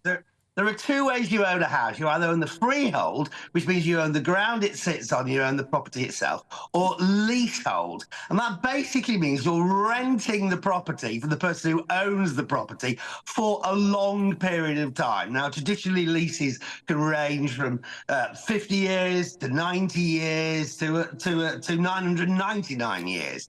And I think a lot of people, when they buy a leasehold property, don't fully understand that they don't actually own the property. They own the right to live in the property for a relatively long amount of time. It gets complicated when that lease starts to run out.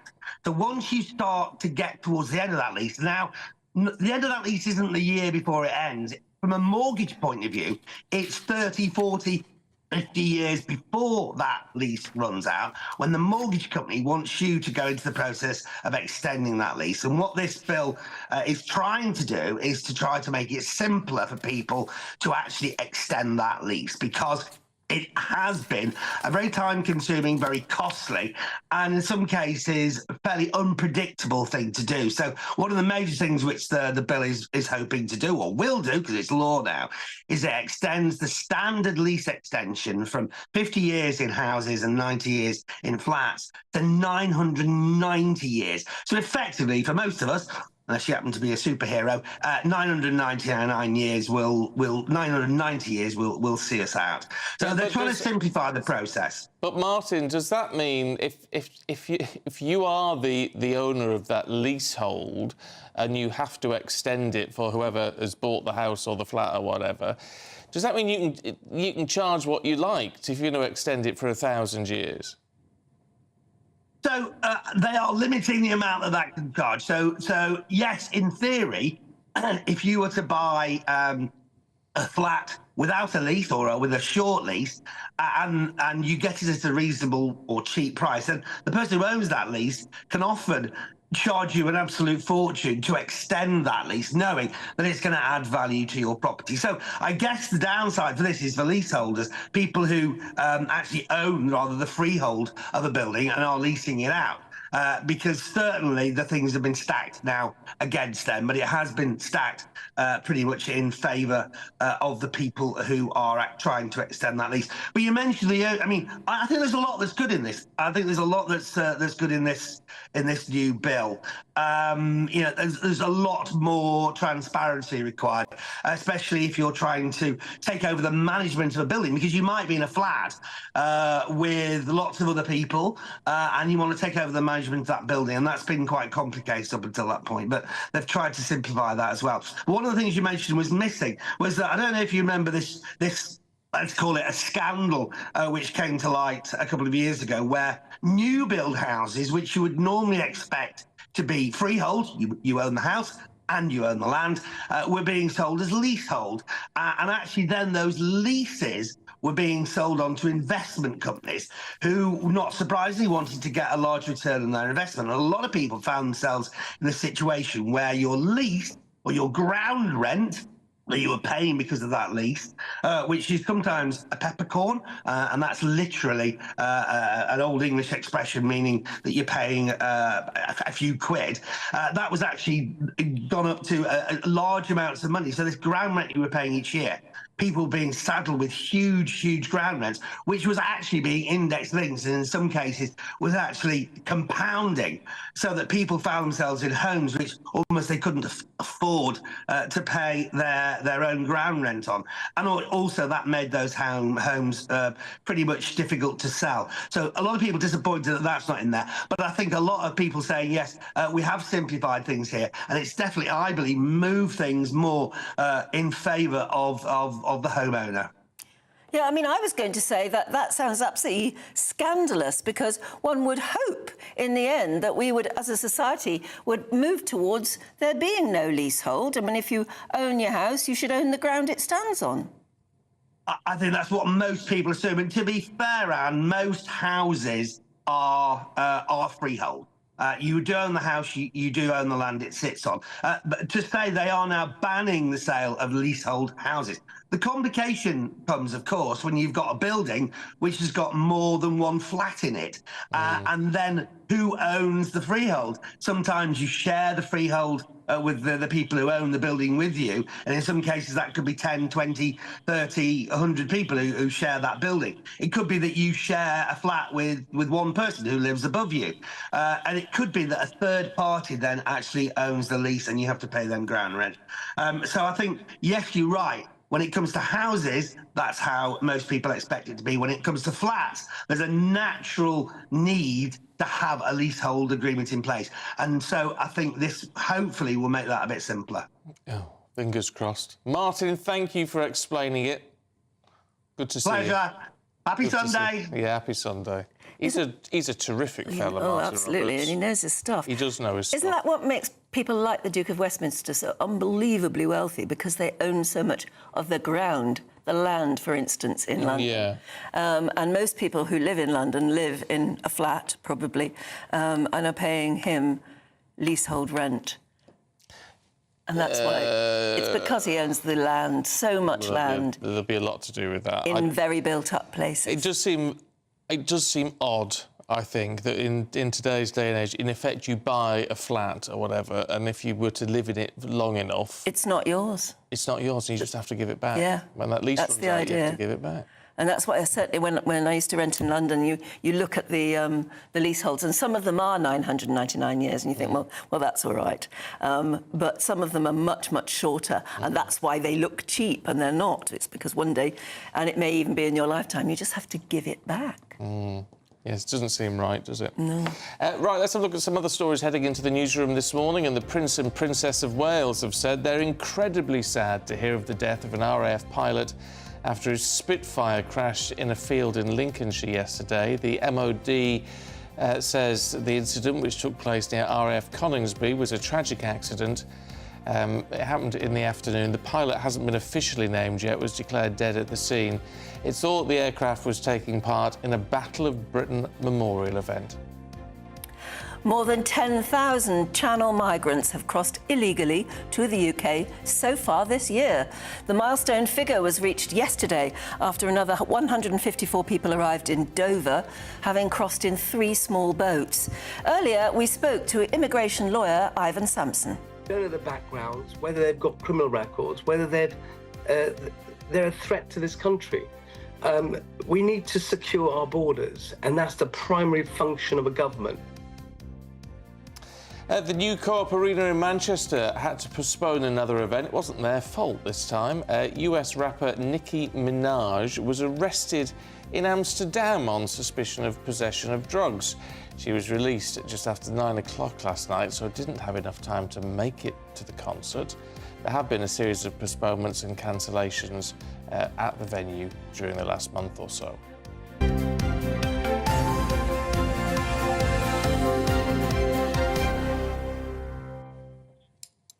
Sadly, yes, Friday was probably the only really nice day of this sort of bank holiday weekend. It was all right yesterday, wasn't it? It wasn't too bad yesterday. Rainy this morning, though. Very rainy this morning. Yeah, and I don't think it's going to get much better. Shall we find out exactly what's happening with the weather picture? Here's Greg Dewhurst. A brighter outlook with Box Solar, sponsors of weather on GB News. Hello there, welcome to your latest GB News weather. The day ahead is going to be unsettled. We'll see heavy showers, some thundery downpours as well, but there will be some sunshine. This morning, though, it's a cloudy start across much of the UK. Outbreaks of rain pushing northwards, but it will brighten up from the south. But we will see heavy showers developing, becoming quite widespread as we move through into the afternoon. A Met Office thunderstorm warning in force, some local disruption possible, frequent lightning, hail and some localised flooding. In between, there will be some sunny spells, breezy around the coast, temperatures a little lower compared to Saturday, highs around about 20 Celsius. But for some eastern areas, it will feel a little less chilly compared to Saturday. So looking at the details into the evening time, we can see plenty of showers still across central southern parts of England and Wales, some of these thundery, and then further north into northern England, Northern Ireland, southern Scotland, cloudy generally with outbreaks of rain, but still some rumbles of thunder possible in that too. And then across northern Scotland, generally a little bit drier here with some sunny spells for a time before clouding over as well. For the rest of the evening and overnight, further showery rain pushes northwards. It'll start to clear from the south, but 1 or 2 showers are still possible as we move through into the early hours, and then further blustery showers moving into the southwest later. With some clear spells around, temperatures will be a little lower, but generally for most holding up in double figures to take us into Bank Holiday Monday. So for England and Wales, a brighter start, some sunny spells, scattered showers from the word go. Further north and Northern Ireland into Scotland, generally cloudier, outbreaks of rain most persistent across western Scotland. And then generally for Monday afternoon, a day of sunny spells and scattered showers. Again, some of these could be heavy at times, some thundery as well, particularly northeast Scotland, eastern England, and temperatures around 18. That warm feeling inside from Boxed Boilers, sponsors of weather on GB News. Well, the weather may be miserable, but how about cheering yourself up with a whopping £20,000? I was just thinking of that picture there of the lady lying back in the bath, dreaming of how she's going to spend her 20 grand. That would be nice, wouldn't it? Very nice. Could be you. It's our Great British giveaway, so don't miss out because lines are going to close on Friday. So these are the details you need. It's the final week to see how you can win a whopping £20,000 cash. And because it's totally tax-free, every single penny will be in your bank account to do whatever you like with. £20,000 in tax-free cash really could be yours this summer. Hurry, as lines close on Friday. You've got to be in it to win it. For another chance to win £20,000 in tax-free cash, text WIN to 63232. Text costs £2 plus 1 standard network rate message. Or post your name and number to GB05, PO Box 8690, Derby DE1 9TT. UK only. Entrance must be 18 or over. Lines close at 5 p.m. on Friday. Full terms and privacy notice at gbnews.com/win. Please check the closing time if listening or watching on demand. Good luck.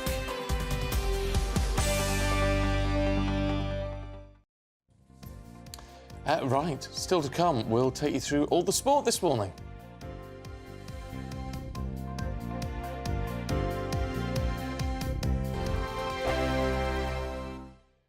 If you want your news to be straight talking, this is a nightmare for the Conservatives again. Down to earth. It's not just Nottingham where this is happening, is it? And most importantly, honest. Hard-working, middle-class taxpayers, they'll get their book thrown at them. Then catch me, Martin Daubney, Monday to Friday, 3 till 6 p.m. on GB News, Britain's news channel. We're proud to be GB News, the People's Channel. And as you know, we always love to hear your views. Now, there's a new way of getting in touch with us at gbnews.com/your say. By commenting, you can be part of a live conversation and join our GB News community. You can even talk to me, Bev Turner, or any of the members of the GB News family. This is GB News, Britain's news channel. Have government done enough, do you think, to actually help them out? I think there will be occasions where people have tried to run a venture, whether it be a pub, a restaurant or anything sort of like that, in the hospitality sector, and it hasn't become commercially viable because of costs, because of bad accounting or because of bad business people. That is just a fact of life. That happens in every sector. So there will be pubs that are closing because they've been poorly run. But I do think there will be occasions where people are forced out of the market. So if local councils aren't being able to pass on business rates, for example, maybe central government can do more. It always tries to do more to cut beer duty and things like that to keep pubs going. So I don't think it's necessarily just as plain as what James is saying, is that, you know, bad pubs will just inevitably be falling by the wayside. The idea that you two gentlemen, you raging capitalists, support the government stepping in to protect pubs seems to be particularly peculiar. If a pub isn't commercially viable, it has to be allowed to fail. Well, Sadiq Khan, you know, he has a nighttime czar that he pays well over 100 grand. Yes. And businesses are going under like you wouldn't believe in London. She's a real nightmare. What's your point? Well, the point is that Labour aren't exactly helping out these businesses, are they? So I'm saying that pubs should not be protected by the state. I'm all for a pub. Well, I'm not suggesting that we subsidise pubs. Well, that has been suggested. That's what James May is railing against. Although I have to say, it's all very well for James May and presumably his very posh gastropub. But if a pub is not fit for purpose, and May makes this point, you know, you've got to have decent, clean loos and a clean pub. And also, realistically, in this day and age, you know, times change, you've got to put on some decent grub as well if you want it to survive. We can't have the government stepping in to save our pubs. And anyway, my understanding over the last 10, 20 years, as a percentage, we haven't lost that many pubs, so they're not going under anytime soon. Sunday nights on GB News. From 6, Neil Oliver. At 7, it's Free Speech Nation with Andrew Doyle. At 9, Mark Dolan. And at 11, get set for the week ahead with headliners. Tomorrow's papers tonight. GB News, the People's Channel, Britain's news channel.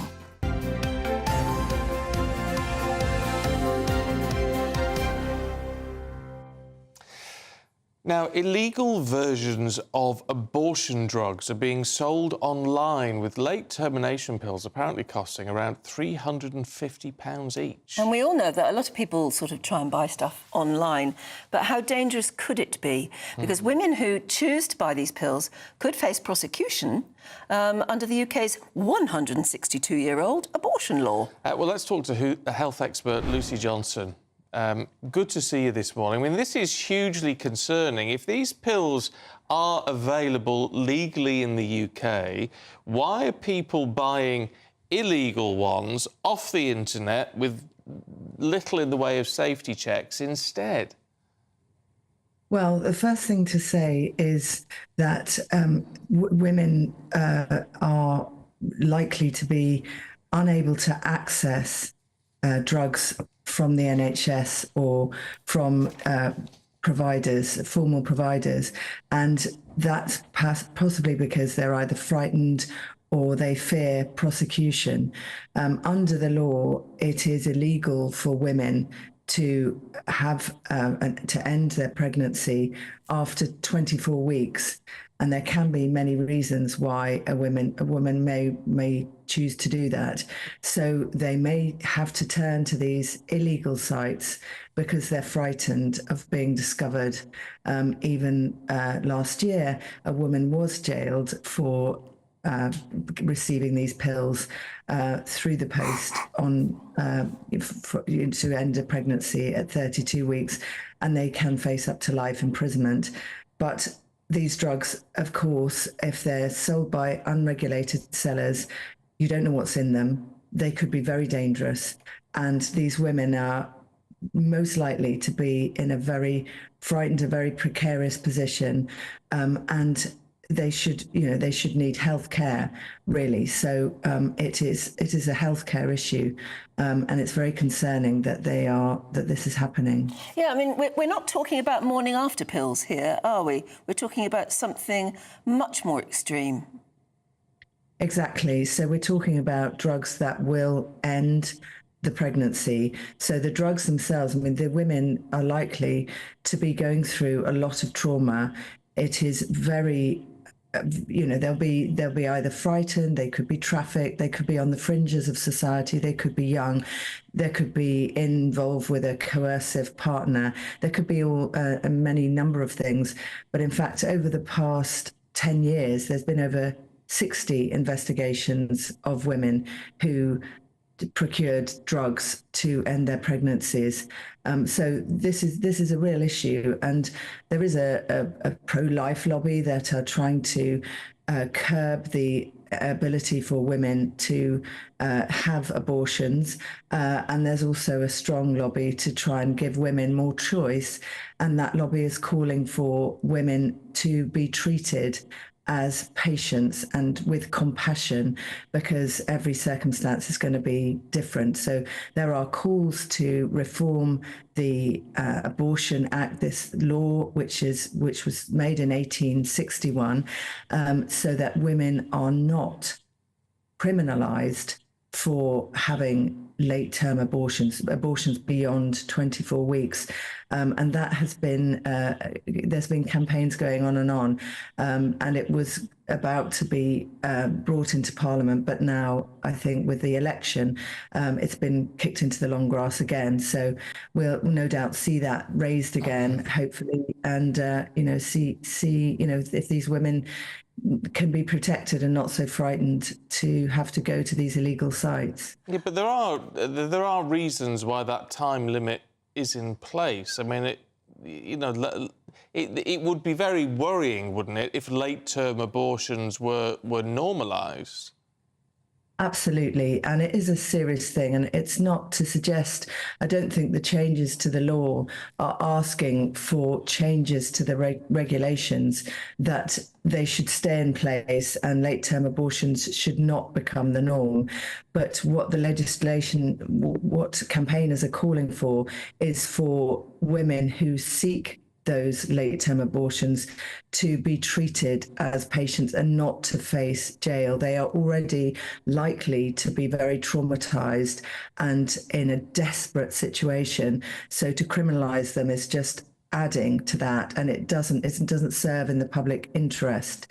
And in fact, most countries don't criminalise women for seeking late-term or having late-term abortions. In Northern Ireland, when women, it was in 2019, it was new laws were passed so that women wouldn't be criminalised for having late-term abortions, and there hasn't been an increase in women seeking late-term abortion. So it's a difficult one. That's the argument anyway. But of course, it is a serious matter, and it shouldn't be normalised. I think that's right. It's a difficult issue. Yeah, it's a very difficult issue to tackle at all, isn't it? Lucy, thank you very much indeed. Thank you. Right, still to come for you. We'll take you through all the sport this morning with Aidan. GB News is Britain's election channel. And when the big stories break, we're tackling them on Britain's newsroom. When we disagree, and we disagree a lot, it's even livelier than normal. We don't disagree that much. We do. His comedy, though, is revolting. I knew her, unlike you. That explains Beverly Turner's temperament. It's a bit frothy in here, isn't it? He'll have one of me one day. For dartball practice. Britain's newsroom on GB News. Weekdays, 9:30 a.m. GB News, the People's Channel, Britain's news channel. GB News is the home of free speech. We were created to champion it, and we deliver it day in, day out. Free speech allows us all to explore and debate openly the issues most important to us, our families, and of course, the British people. Having challenging conversations to enlighten each other. Which is why we hear all sides of the argument. We are the People's Channel. We will always stand by the freedom to express yourself. On TV, radio, and online. This is GB News, Britain's news channel. We're GB News, and we come from a proud tradition of British journalism. That's why I'm so excited to be here. It's something so new. The first news channel to be launched in Britain in over 30 years. Launched to represent the views of the British people. To go where other broadcasters refuse to go. How did you find out about the story in the first place? Launched with one aim. To be the fearless champion of Britain. It's an absolutely fantastic atmosphere here. This is GB News. The People's Channel. GB News, Britain's news channel. Join me, Camilla Tominey, every Sunday at 9:30 when I'll be interviewing the key players in British politics and taking them to task. This report basically says that he's not fit to stand trial. With an upcoming election looming over Westminster, now is the time for clear, honest answers. I agree. And that's precisely what I'll get. Is he indecisive? Incompetent? That's the Camilla Tominey Show at 9:30 every Sunday on GB News, the People's Channel, Britain's election channel. In the GB Newsroom, we bring you the news as it happens. With our team of dedicated journalists across the UK, GB News brings you accurate reporting of the day's topical agenda. When the news breaks, wherever and whenever it's happening, we'll be there. This is GB News, the People's Channel, Britain's news channel.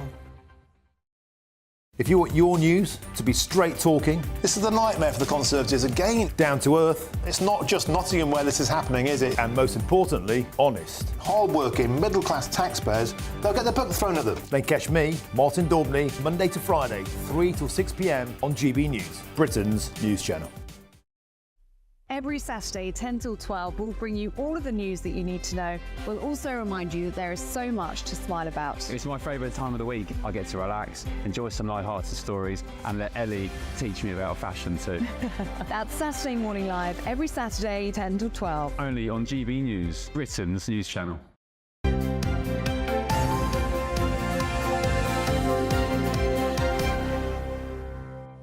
All right, let's go through the sport this morning with Aidan Magoo. Good morning. I've been called that a few times in my life. And much worse, I should add. Should we have a look at this great video from Leeds ahead of the championship playoff final? Yeah, exactly. Well, this is billed as the richest game in football. I mean, I've been involved in these tabloid reports before where... I mean, arguably the biggest game of the weekend because they say it's worth £250 million now to the winner. Now, that figure goes up about 25% every year. In the media, we're quite good at plucking figures from the air without actually verifying where exactly they've come from. But Luton Town said last year said it was worth £250 million to them. For Leeds United, I mean, either of these teams will be going back to the Premier League at the first attempt. So it means a hell of a lot. It changes lives. It means that staff can be retained, it means players can be retained, it means contracts can be renewed, it means infrastructure projects can be done. So Leeds United released a video this week. It's so important for them with a few names you'll recognise, wishing them well today. Let's have a look now. Hey Leeds, it's Paris. Just wanted to leave this message for you guys and say good luck with your game this weekend. I'll be rooting for you wearing my jersey. I just want you guys to know that everyone at Leeds United is so excited. We know you can do it. We know you can pull through. Let's go, boys. Let's go. I'm wishing you all the very best on Sunday. Let's get back up to the Premier League where we deserve. All Leeds, aren't we? Just to wish the boys all the best at Wembley. Big game. Bring it home. So that means... it's the richest game in football. Paris Hilton and Will Ferrell could give them £250 million and not notice it. Well, actually, Will Ferrell... I think he's bought a percentage of the holding company. So he's put his money where his mouth is. And I tell you what, lots of people down the years have said to me, I'm thinking of getting into football, I'm thinking of buying a stake in Club X or Club Y. I always say to them, don't do it. You will never see that money again. Steve Parish, the Crystal Palace chairman, said on a documentary 2 or 3 years ago, he said, you're always going to lose money, but you just got to decide how much you're going to lose. Yes, it depends how much you love the game. It's an ego trip most of the time. I'll tell you what... And an obsession. Well, I don't know. I mean, is football an obsession to Will Ferrell? I would question that. I've never seen him close to football. But what it does, you look at someone like Theo Paphitis, for example, who bought Millwall many years ago. He was never going to make money out of that venture in the way that he made money out of, say, La Senza or Knickerbox or Ryman, the stationers. But it did give him a public profile that those businesses couldn't give him. So it's about ego. It really is. It really is. But that's a huge game today at Wembley, 3 o'clock. As I say, Leeds going for... Well, they've been in the Championship for one season. Southampton came down, having been in the Premier League for, I think, 11 seasons in total. So one of them needs to get back. For the one who doesn't, they may have a crack next season, but it's going to have serious repercussions for them financially. OK, should we have a look at the FA Cup yesterday? Yeah, we touched on it. So we went into depth on it last hour, didn't we? But let's touch on it again before we get on to Scotland. But Manchester United winning unexpectedly, I think it's fair to say, against Manchester City. They really went for them from the off. And they were hugely impressive, actually, throughout the game. They defended well. Kobbie Mainoo as well, a very young player from Man United, came into the team in the last couple of months. He's been included in Gareth Southgate's provisional England squad, the 33-man squad for the Euros. We often see a breakthrough act, don't we? Just as the squad's about to be announced. We think back to Michael Owen back in 1998. Not many people have heard of him prior, or globally anyway, since prior to getting anything in the squad back then. Kobbie Mainoo could be that man. He looks every inch a player who's got 250 matches under his belt already. He scored a goal yesterday, which took a very accomplished finish, and I've got a feeling he might start for England in the summer, certainly within the squad. So fair play to Man United. What it means for Erik ten Hag, we don't know. You said a few weeks ago he was going to go. I think your prediction might prove to be correct. I assume you put a few quid on it. No, I haven't. Would you? No, but I think great result for him yesterday. Yeah, I think he knows he's out because he said, "I'm going to keep winning trophies wherever I am." Yeah, I know. Well, that's confidence. Somebody who believes in himself. I just never thought he had the personality to be able to follow that through. At a club like United, it's a different ball game, but that doesn't mean he can't be successful elsewhere. I want to mention north of the border as well with the Old Firm. Yeah, a double, wasn't it? It was a double for Celtic. They scored in the last minute. Adam Eder on loan from Norwich City, one of the clubs who failed to go up from the Championship this season. It was a mistake behind the former England goalkeeper Jack Butland in the last minute. A bit of controversy about Rangers having a goal disallowed as well for a foul, but it was that problem we've had throughout the season. I've mentioned it many times. Rangers just cannot beat Celtic. They took one point and from 12 available against them in the league. They've gone and lost to them yesterday in the Scottish Cup final, and so Rangers have got some soul searching to do over the summer, having been in a real good position about 4 or 5 weeks ago. OK. Any more sports? I want to talk about the French Open just briefly. That's underway today. Andy Murray taking on Stan Wawrinka. They both won 3 Grand Slams each, but it could be the last. I think it'll probably be the last tournament this for Andy Murray. Brave of him to do it on clay because that's a very tough, unforgiving surface. Yeah. And then Rafa Nadal, of course, it looks like it'll be his last tournament as well. I don't think any of those names, as stellar as they are going to be anywhere near the final. No, it's like we're saying goodbye to the very big names. Yes, I know. It seems like a change of the guard without there necessarily being a surge of talent coming the other way. Novak Djokovic struggling as well. He lost in Geneva a few days ago. But nonetheless, it's underway today. I think we're going to see Murray and Wawrinka around about 7 o'clock this evening. Okay. So it's going to be a bit of a wake. I don't know if you can stay awake that time, Anne, after an early start. But I'll try and watch anyway. You've had a nap before then, right? I will. I'll have a nice nap. What do you do? I have a nap in the afternoon. Oh, yeah. I believe in sleep. I believe in sleeping when you're tired. I'm not one of those people who put matchsticks in their eyes. Absolutely, yes, absolutely right. It'd be nice otherwise, you pay for it later on. You do. Oh, you Nadal and Murray though tonight. That would be good. Yeah, it will. Okay. I'm asleep right now. Actually, I've got a splitting headache. Yes. It's not my sports update. It could be that set me off.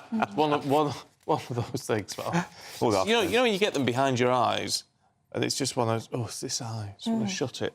I'd look like a right one. There you go. Do the programme with one eye shut. Could do. Just show you what you can do. Like Captain Pugwash. There you go. We'll get. Yeah. All right. I'll tell you what'll keep me going. Tom Slater and Emma Burnell as they take us through the papers in a couple of minutes.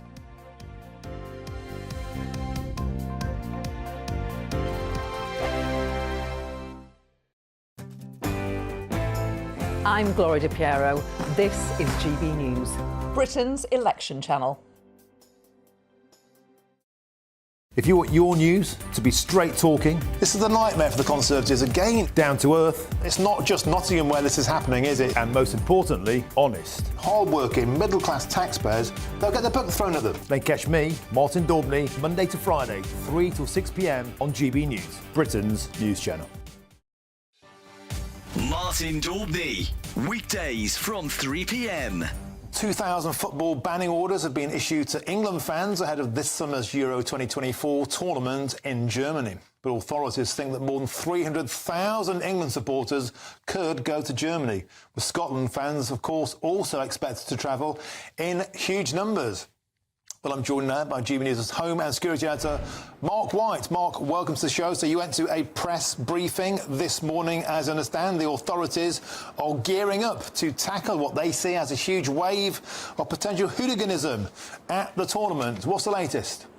Well, they're certainly not saying they're expecting hooliganism, and they are preparing for the worst, of course, if it happens, but hoping for the best. They say that in recent tournaments, England fans and, of course, Scotland fans have been pretty well behaved, but there will be very significant numbers attending that tournament, which gets underway in just over 5 weeks' time. That first match is Scotland taking on Germany in Munich, and of course just 2 days later it's England against Serbia near Dortmund. So 300,000 England fans alone they're expecting, because it's so accessible. I spoke earlier to Chief Constable Mark Roberts, who is the national lead for football policing. This is what he told me. Positive, you know, England fans got a great record at recent tournaments. We know when any number of that people travel, there's always potential for issues, but I think the German authorities are really well prepared. And I think one of the positives, particularly thinking about our fans, Germany's a beer drinking culture, so the police are well aware of dealing with people in the nighttime economy. They deal with plenty of big festivals, so I think we're going to a place that is well suited to work with us to keep everyone safe and make sure there's no issues. We're proud to be GB News, the People's Channel. And as you know, we always love to hear your views. Now, there's a new way of getting in touch with us at gbnews.com/yoursay. By commenting, you can be part of a live conversation and join our GB News community. You can even talk to me, Bev Turner, or any of the members of the GB News family. I'm Andrew Pearce. This is GB News, the People's Channel, Britain's news channel.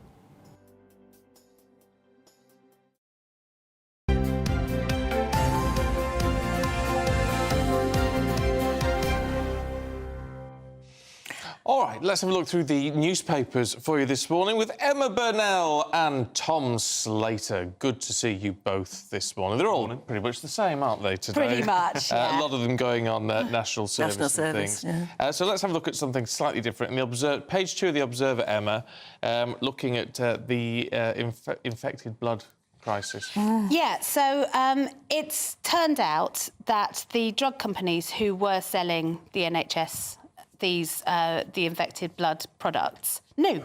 They knew that this was happening, and they covered it up for a very long time, which meant that more and more people were affected. They are responsible for those infections as much as the NHS. Other people, What I don't get with this, no one's properly answered for me, is if they knew, what did they think was going to happen? Well, they thought they were going to make more profit. But don't you think it's also a case, it's a bit like the post office scandal, where they only knew after there had already been some problems and it had already been sold and already used. And then, so to admit it or to try and stop it, to admit would have had to culpability. admit previous calumnies. It was to admit culpability, but also if you look at other drug scandals, I'm thinking particularly of the situation in America with I can't remember the name of the drug, but the one that is absolutely the Sackler family. Mm-hmm. They knew for decades that this was addictive and did nothing about it, and that's why they've had huge lawsuits.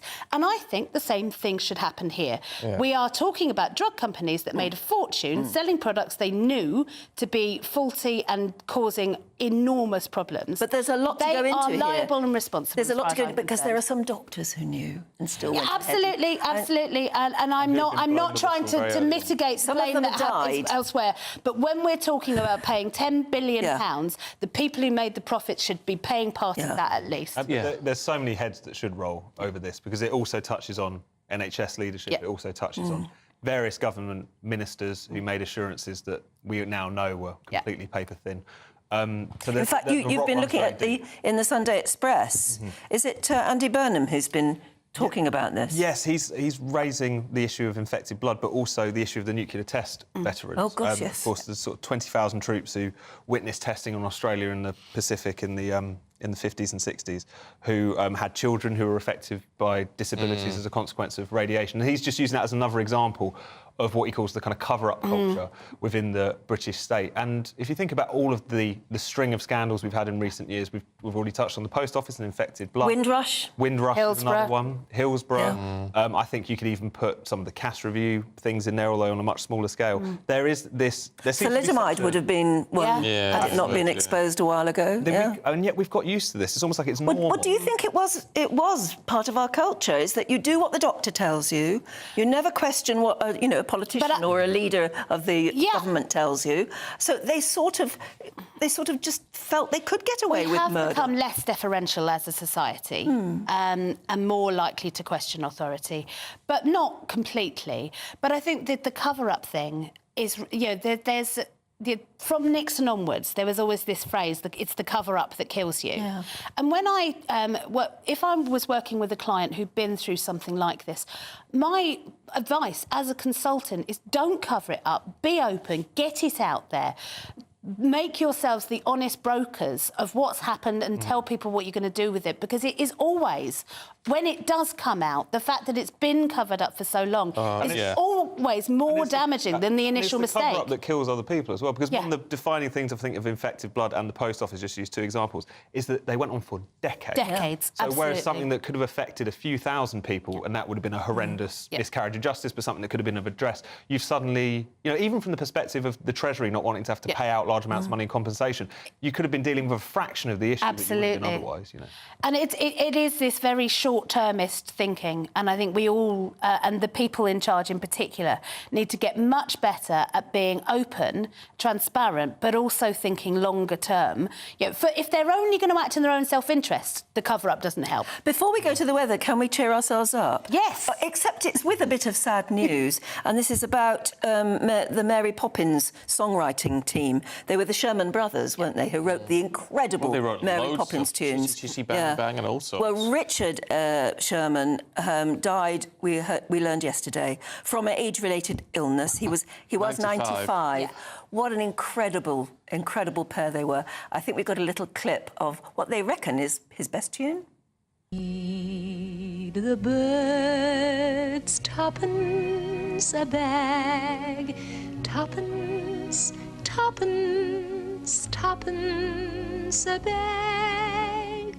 Feed the birds, that's what she cries. Well, that was one of his amazing songs that he wrote with his brother. Is it the best ever Sherman song, I wonder? Is it the best Mary Poppins song? Well, it was Chin Chimney that won the Oscar. Yeah. Oh, was it? But for me, it's always going to be supercalifragilisticexpialidocious. Can you say it backwards? No. Fragicalirupus. Oh, well done. Very good. And right, there you go. Tom's never seen it. I mean, how is this? I don't think you should be allowed on television until you've watched this. That's probably a fair point. We're out of time, you two. Thank you. Let's get a check on the weather. That warm feeling inside from Boxed Boilers, sponsors of weather on GB News. Hello there, welcome to your latest GB News weather. The day ahead is going to be unsettled. We'll see heavy showers, some thundery downpours as well, but there will be some sunshine. This morning, though, it's a cloudy start across much of the UK. Outbreaks of rain pushing northwards, but it will brighten up from the south. But we will see heavy showers developing, becoming quite widespread as we move through into the afternoon. A Met Office thunderstorm warning in force, some local disruption possible, frequent lightning, hail and some localised flooding. In between, there will be some sunny spells, breezy around the coast, temperatures a little lower compared to Saturday, highs around about 20 Celsius. But for some eastern areas, it will feel a little less chilly compared to Saturday. So looking at the details into the evening time, we can see plenty of showers still across central southern parts of England and Wales, some of these thundery, and then further north into northern England, Northern Ireland, southern Scotland, cloudy generally with outbreaks of rain, but still some rumbles of thunder possible in that too. And then across northern Scotland, generally a little bit drier here with some sunny spells for a time before clouding over as well. For the rest of the evening and overnight, further showery rain pushes northwards. It'll start to clear from the south, but one or two showers are still possible as we move through into the early hours, and then further blustery showers moving into the southwest later. With some clear spells around, temperatures will be a little lower, but generally for most holding up in double figures to take us into Bank Holiday Monday. So for England and Wales, a brighter start, some sunny spells, scattered showers from the word go. Further north and Northern Ireland into Scotland, generally cloudier, outbreaks of rain most persistent across western Scotland. And then generally for Monday afternoon, a day of sunny spells and scattered showers. Again, some of these could be heavy at times, some thundery as well, particularly northeast Scotland, eastern England, and temperatures around 18. A brighter outlook with Box Solar, sponsors of weather on GB News.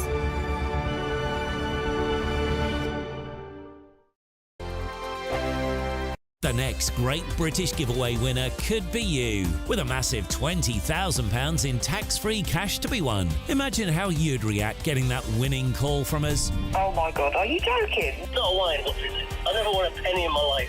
I don't know what to say. Do you know what? I've never won anything like this in my life. Oh my God. Oh God. Oh, it shocked me. This is amazing. For another chance to win £20,000 in tax-free cash, text PRIZE to 63232. Text costs £2 plus one standard network rate message. Or post your name and number to GB05, PO Box 8690, Derby DE1 9TT. UK only. Entrance must be 18 or over. Lines close at 5 p.m. on the 31st of May. Full terms and privacy notice at gbnews.com/win. Please check the closing time if listening or watching on demand. Good luck. GB News is Britain's election channel. And when the big stories break, we're tackling them on Britain's newsroom. When we disagree, and we disagree a lot, it's even livelier than normal. We don't disagree that much. We do. His comedy, though, is revolting. I knew her, unlike you. That explains Beverly Turner's temperament. It's a bit frosty in here, isn't it? He'll have one of me one day. For dartball practice. Britain's newsroom on GB News. Weekdays, 9:30 a.m. GB News, the People's Channel, Britain's news channel. I'm Mark Dolan, and this is GB News, the People's Channel, Britain's news channel. We're GB News, and we come from a proud tradition of British journalism. That's why I'm so excited to be here. It's something so new. The first news channel to be launched in Britain in over 30 years. Launched to represent the views of the British people. To go where other broadcasters refuse to go. How did you find out about the story in the first place? Launched with one aim. To be the fearless champion of Britain. It's an absolutely fantastic atmosphere here. This is GB News. GB News, Britain's news channel. I'm Nana Acquia. This is GB News, Britain's news channel. Join me, Camilla Tominey, every Sunday at 9:30 when I'll be interviewing the key players in British politics and taking them to task. This report basically says that he's not fit to stand trial. With an upcoming election looming over Westminster, now is the time for clear, honest answers. I agree. And that's precisely what I'll get. Is he indecisive? Incompetent? That's the Camilla Tominey Show at 9:30 every Sunday on GB News, the People's Channel, Britain's election channel. I'm Nana Acquia. This is GB News, Britain's news channel.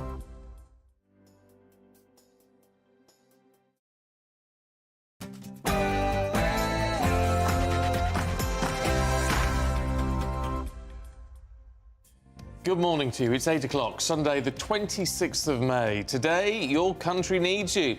In one of the first major policy announcements of the election, Rishi Sunak has vowed to bring back national service.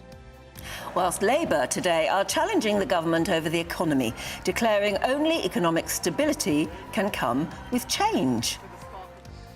A new record in the number of migrants crossing the Channel. 10,000 have arrived so far this year.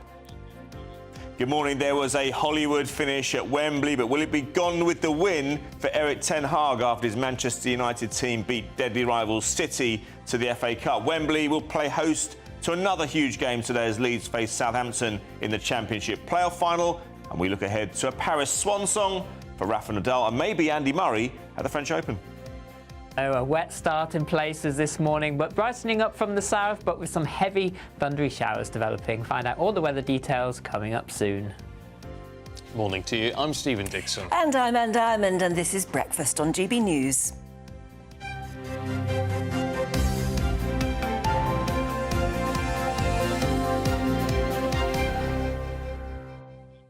And there's no doubt what's making the front page headlines today. And it's mostly Rishi Sunak announcing that he's going to bring in, if he wins the general election, mandatory national service for everyone aged 18. And it certainly has excited the newspapers, if it's not exciting everybody at home. There are lots of people who are saying they don't like the idea of it, others saying it's a great idea, some people saying it's a tactical election thing to do because it may well attract the reform vote back to the Tories. Well, it's an interesting idea, isn't it? What do you think? gbnews.com/yoursay. I mean, one thing, it might attract the older voters who like the idea of it. It's not going to do much for younger voters. No, but maybe that's not the vote he's looking for particularly anxiously at the moment. Well, not if he's only looking to mitigate losses rather than actually win the election. Well, of course, never admit that. It all seems a little bit strange, doesn't it, in a way, if you sort of are working towards not necessarily winning. It just depends what the mindset is. Anyway, while all that goes on, Keir Starmer is focused on young people as well. He's pledging to lower the voting age to 16. I want to see 16 and 17-year-olds voting. They can go out and work. They can serve in our armed forces. And, of course, if they are out and working, they pay tax. and therefore they should have a say over how the money they're paying in is being used. So yes, I want to see that vote for 16 and 17-year-olds. If you can work, if you can pay tax, if you can serve in your armed forces, then you ought to be able to vote. So what are the Lib Dems up to? Well, their leader, Ed Davey, was out in force yesterday, promising his party's policy platform. The Liberal Democrats have got a fantastic set of policies on the health service, on the economy and the environment. Today we're campaigning against the sewage problem, and we've led that campaign. I think overall we're just much more ambitious than some of the other parties, and critically we want to transform British politics. We think the politics in our country is broken, it needs to be changed, and we're the only party talking about that. Well, let's talk to former Lib Dem MP Mark Oaten and former Conservative MP Neil Parish. Good to see you both, gents. Mark, can I start with you? On Ed Davey, he seems to be saying, I mean, look, it's laudable in a way to try and win people over by saying it's all broken, we're going to fix it. We're the only party who can fix it. It's the detail we're lacking. How does he fix it? We're not getting an overall picture from him, are we? I think one of the big opportunities for the Lib Dems in the election is to say, look, we're different. If you are fed up with the system, then you've got to vote for us. And that has always been a big pitch the Lib Dems have been able to make at elections. One of the problems this time round is, of course, that Reform coming out with a similar pitch. So you're right. Ed needs to come out with details and say, well, look, OK, here's our pitch. We're different. We want to fix things. But he needs to say exactly what that means. And I think he started this week by talking about one of the big problems, the NHS. People can't see a GP. That needs fixing. And the party came out with a policy of saying they would recruit 8,000 GPs to help fix that. But we need to see over the next 5 weeks more detail, demonstrate exactly what fixing means.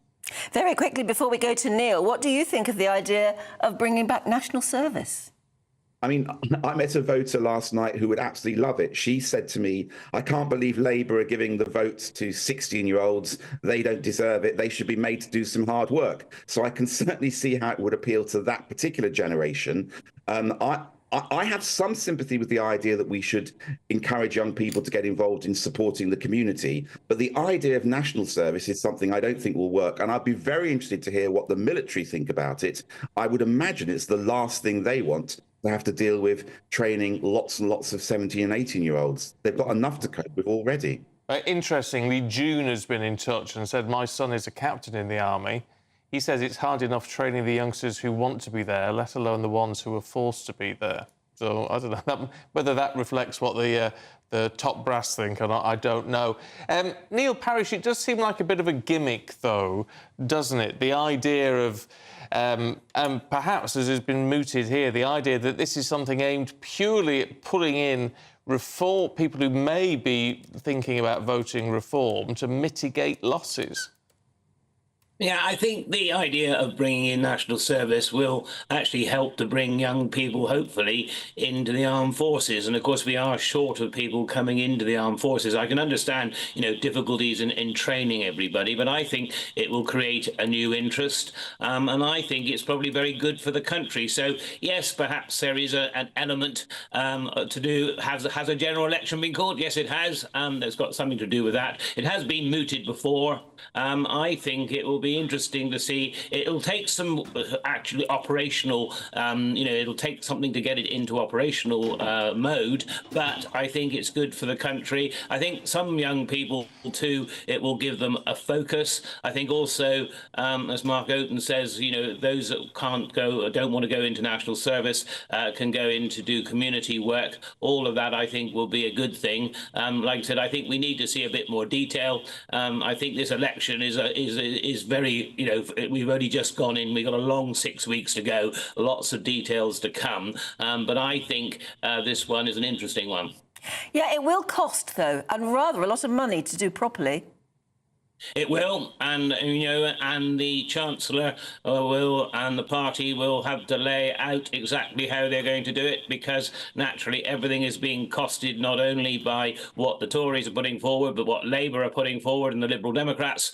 So I agree with you entirely. They'll have to cost it properly. But actually, we are actually living in a world where the Russians are getting more and more aggressive, huge problems in the Middle East. So it's probably a good idea that we're seen to be fairly strong on defence. It's always better to be strong. You're less likely to be attacked. I'm not saying for one moment that we're imminently about to be attacked by the Russians, but it's good to send a message back that we are a country that's prepared to stand up for ourselves if necessary. So I think, overall, I think it sends the right message, and probably internationally quite a good message too. What do you make of Keir Starmer and votes for 16-year-olds? Is that something sort of Lib Dems traditionally have supported, isn't it? Yeah, absolutely. I think it's a good idea. I think that, as he said, and we've always said, that if you can get married, you start paying tax, you can serve in the army, then why on earth can't you have a say in terms of the government and who actually is running you? But what we're seeing here is a distraction, I think, particularly from the Conservatives. They don't want to talk about the economy. They don't particularly want to talk about the NHS. And so expect in the next few weeks more of these gimmicky style announcements as a way of detracting from what I think are the real key issues, and that is about the NHS and the economy. So, yesterday, this battle over whether young people should get the vote or they should serve in the army is a little bit of a distraction from what most people are talking about. But these aren't the issues that everybody wants to discuss. The health service, I believe, is the key issue. And the election will come to life when we see a really big battle over something to do with the NHS. Yes, I wonder if you agree, Neil. I mean, both of you guys have been out, doing your campaigning over many years. When you actually are knocking on people's doors and you're asking them what are the most important things to them, would national service pop up, or would it be the NHS and immigration? Yeah, it will be among some voters. As Mark said, it won't be amongst all. The National Health Service and getting to see a doctor will be a big issue on the doorstep, and one that will be quite difficult for the Tory candidates. But I would argue with Mark that on the economy, I would suggest the economy is turning around, inflation's down, and the economy's growing. And it's interesting that Rachel Reeves is arguing more about the Liz Truss economics rather than the Rishi Sunak Hunt economics. So I think there's a lot still to play for, and I just don't think that you write the Tories off yet. Is it a hard, battle to hard hill to climb? Yes, it'll take some taking, but like I said, I wouldn't rule out Rishi Sunak doing possibly a John Major of 92. Is it a 92 election, or is it a 97, or is it somewhere in between? Probably, if I had to be a betting man, I'd put it somewhere in between. It's a bit odd, isn't it? I know we haven't got Labour on right now to talk about it, but it just seemed a little bit odd that we know that Labour would stick to a lot of the economic plans and rules that are in place now, and yet they've also come out with this very sort of odd slogan of saying, for economic stability, you need change. So I'm not quite sure what to make of it. What do you make of that, Mark? I think Labour have got a delicate balancing act here. Starmer has been absolutely brilliant at saying and doing nothing for about 2 years. And he's got to try and hold that line for another 4 or 5 weeks.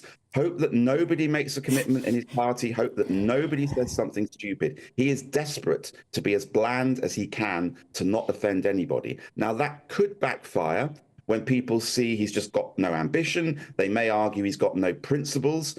So I think he's got a delicate balancing act. He needs to show something, but he's scared of showing anything in case it offends. And when it comes to taxation, you're not going to hear a word about any of their commitments. They just don't want to be seen as they were decades and decades ago as the high tax party. Quite the opposite. They want to show that Liz Truss damaged the economy. So you'll hear them attacking the Tories on the economy, bizarrely, in a way that the Tories always used to attack Labour on the economy.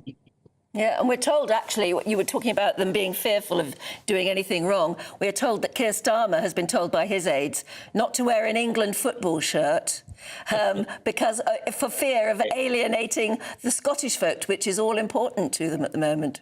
I think Mark and I could probably agree on the fact that Keir Starmer has to be extremely careful, and he is. But I think, you see, it's going to be interesting when we start getting towards the television debates, because one thing that Rishi Sunak is a very good debater. He's very clear.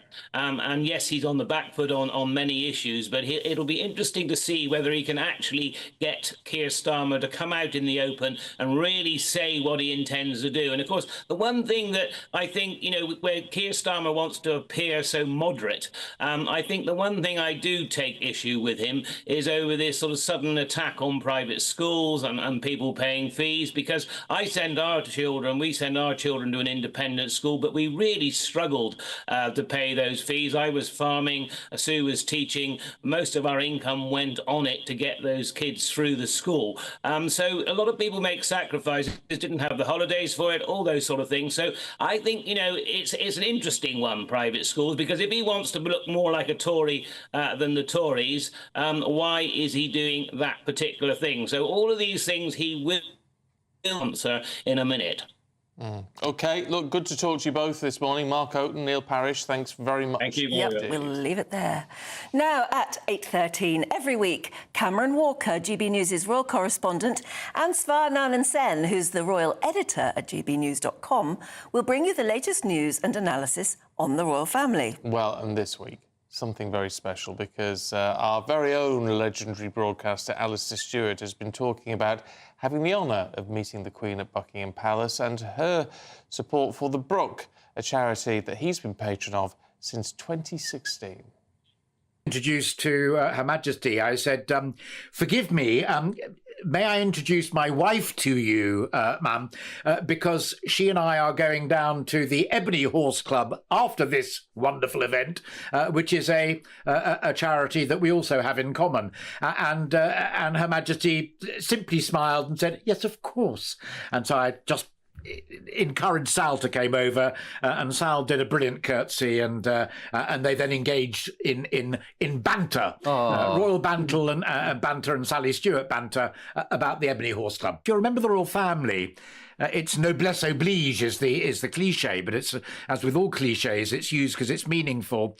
Members of the royal family know that to continue to enjoy their positions and public support, they're expected to give something back, and the voluntary sector, the charity world, is often the easiest way of doing it, and they do it with absolute aplomb.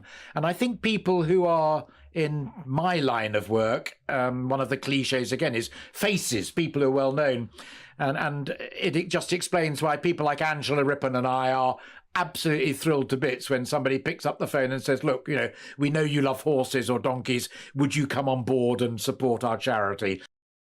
Well, Cameron Walker is here now. I wonder what's more exciting, Cameron, sort of hearing about Alistair's interactions with the royal household, or just being able to spend an hour or so chatting to Alistair, because he's a man who's just the most incredible man. Yeah, it's an absolute privilege to spend an hour with Alistair. His career obviously spans decades, and he has met many members of the royal family over those decades, and it was just really interesting hearing a first-hand account of being invited to a palace reception.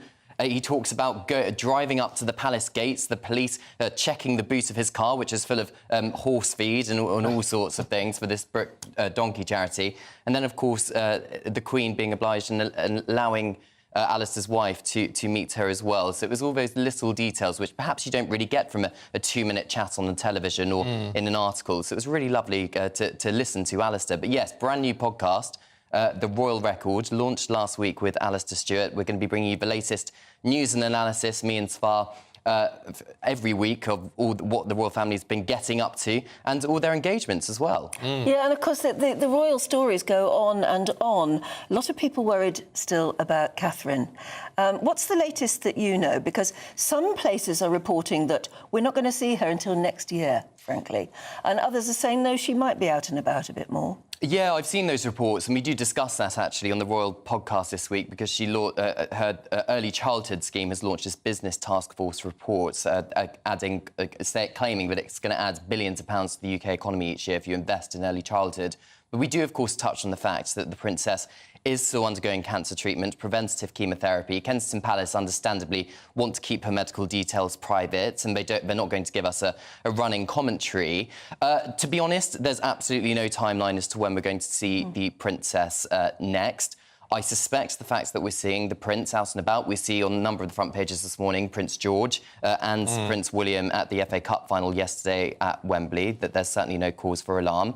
I think people around her as well are not particularly alarmed. I think what they're doing is giving her the time to recover and rest, and when she is ready and when she is able and the doctors give the green light, then she will be back on public duty. Of course, you have to remember that and that's one of the few details we know, is that she is undergoing preventative chemotherapy. And chemotherapy can be very hard on you.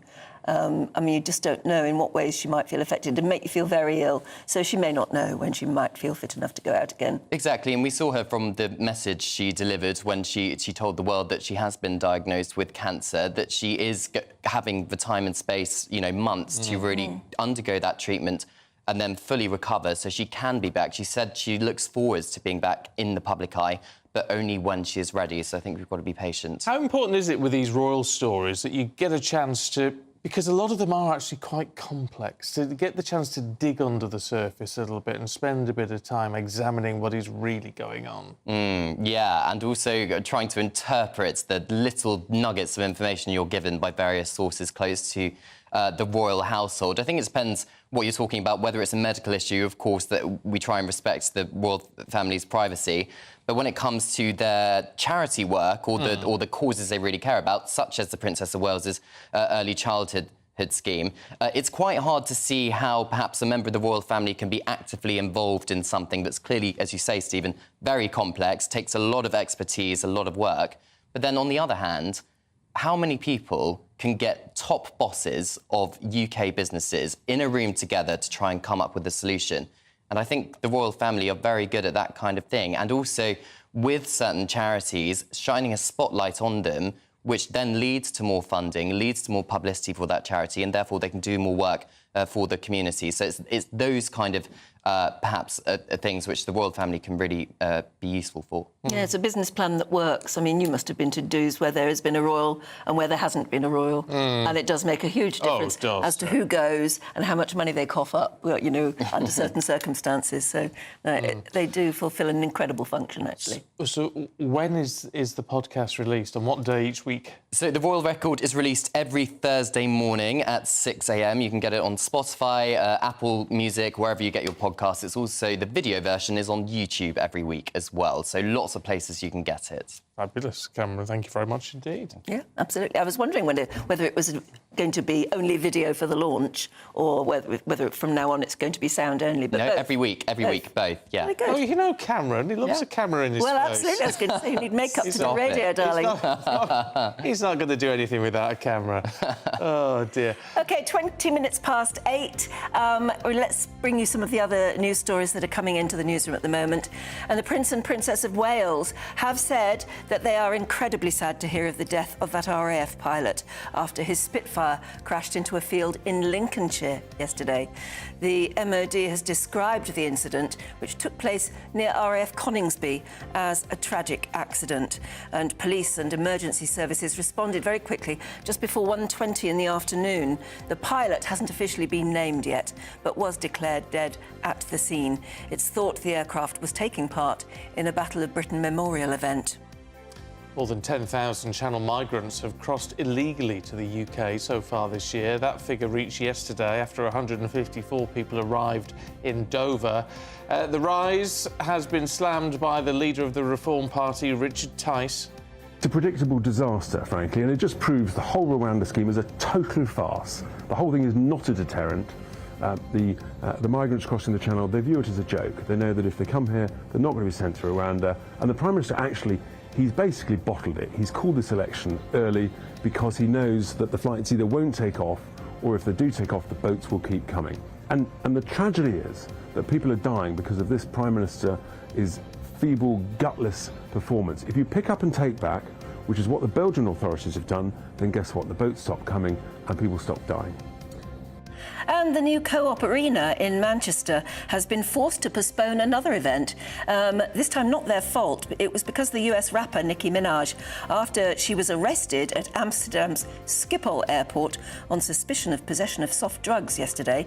Well, she was released just after 9 o'clock at night, but of course that wasn't enough time for her to make the concert. This follows a series of postponements and cancellations of previous events at the venue.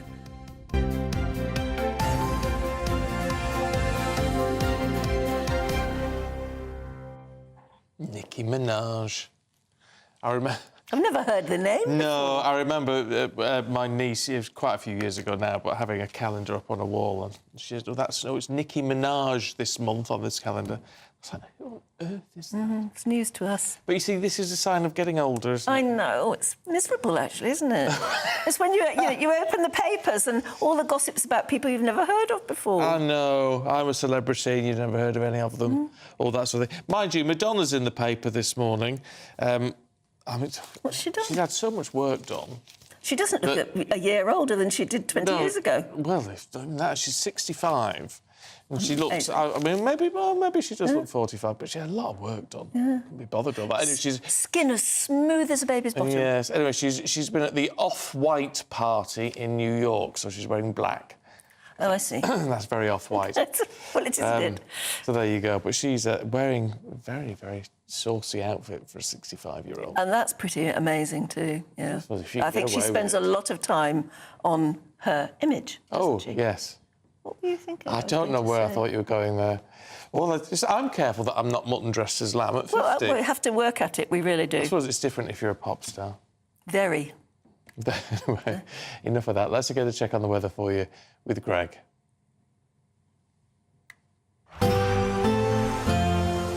A brighter outlook with Box Solar, sponsors of weather on GB News.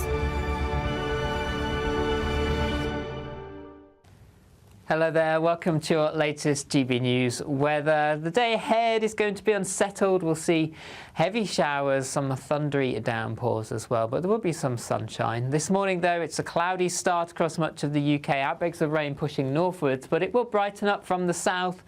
But we will see heavy showers developing, becoming quite widespread as we move through into the afternoon. A Met-Office thunderstorm warning in force, some local disruption possible, frequent lightning, hail and some localised flooding. In between there will be some sunny spells, breezy around the coast, temperatures a little lower compared to Saturday, highs around about 20 Celsius. But for some eastern areas it will feel a little less chilly compared to Saturday. So looking at the details into the evening time, we can see plenty of showers still across central southern parts of England and Wales, some of these thundery, and then further north into northern England, Northern Ireland, southern Scotland, cloudy generally with outbreaks of rain, but still some rumbles of thunder possible in that too. And then across northern Scotland, generally a little bit drier here with some sunny spells for a time before clouding over as well. For the rest of the evening and overnight, further showery rain pushes northwards. It'll start to clear from the south, but 1 or 2 showers are still possible as we move through into the early hours, and then further blustery showers moving into the southwest later. With some clear spells around, temperatures will be a little lower, but generally for most holding up in double figures to take us into Bank Holiday Monday. So for England and Wales, a brighter start, some sunny spells, scattered showers from the word go. Further north and Northern Ireland into Scotland, generally cloudier, outbreaks of rain most persistent across western Scotland. And then generally for Monday afternoon, a day of sunny spells and scattered showers. Again, some of these could be heavy at times, some thundery as well, particularly northeast Scotland, eastern England, and temperatures around 18. That warm feeling inside from Boxed Boilers, sponsors of weather on GB News. Now, how would you like to get your hands on £20,000 in readies? Yeah, tax-free. Pound coins, maybe. Oh, that's a bit much. Oh, it'd be nice, though, wouldn't it? Just to sort of dig your hands in. Be interesting. Anyway, we're talking about our great British giveaway, so don't miss out because the lines will close on Friday, this coming Friday. Here are the details you need to enter. It's the final week to see how you can win a whopping £20,000 cash. And because it's totally tax-free, every single penny will be in your bank account to do whatever you like with. £20,000 in tax-free cash really could be yours this summer. Hurry, as lines close on Friday. You've got to be in it to win it. For another chance to win £20,000 in tax-free cash, text WIN to 63232. Text costs £2 plus one standard network rate message. Or post your name and number to GB05, PO Box 8690, Derby DE1 9TT. UK only. Entrance must be 18 or over. Lines close at 5 p.m. on Friday. Full terms and privacy notice at gbnews.com/win. Please check the closing time if listening or watching on demand. Good luck.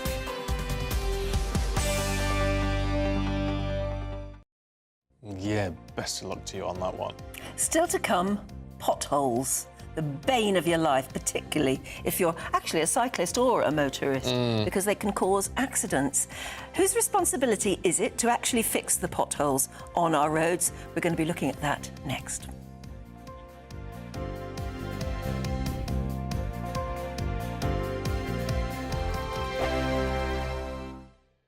This is GB News, Britain's news channel.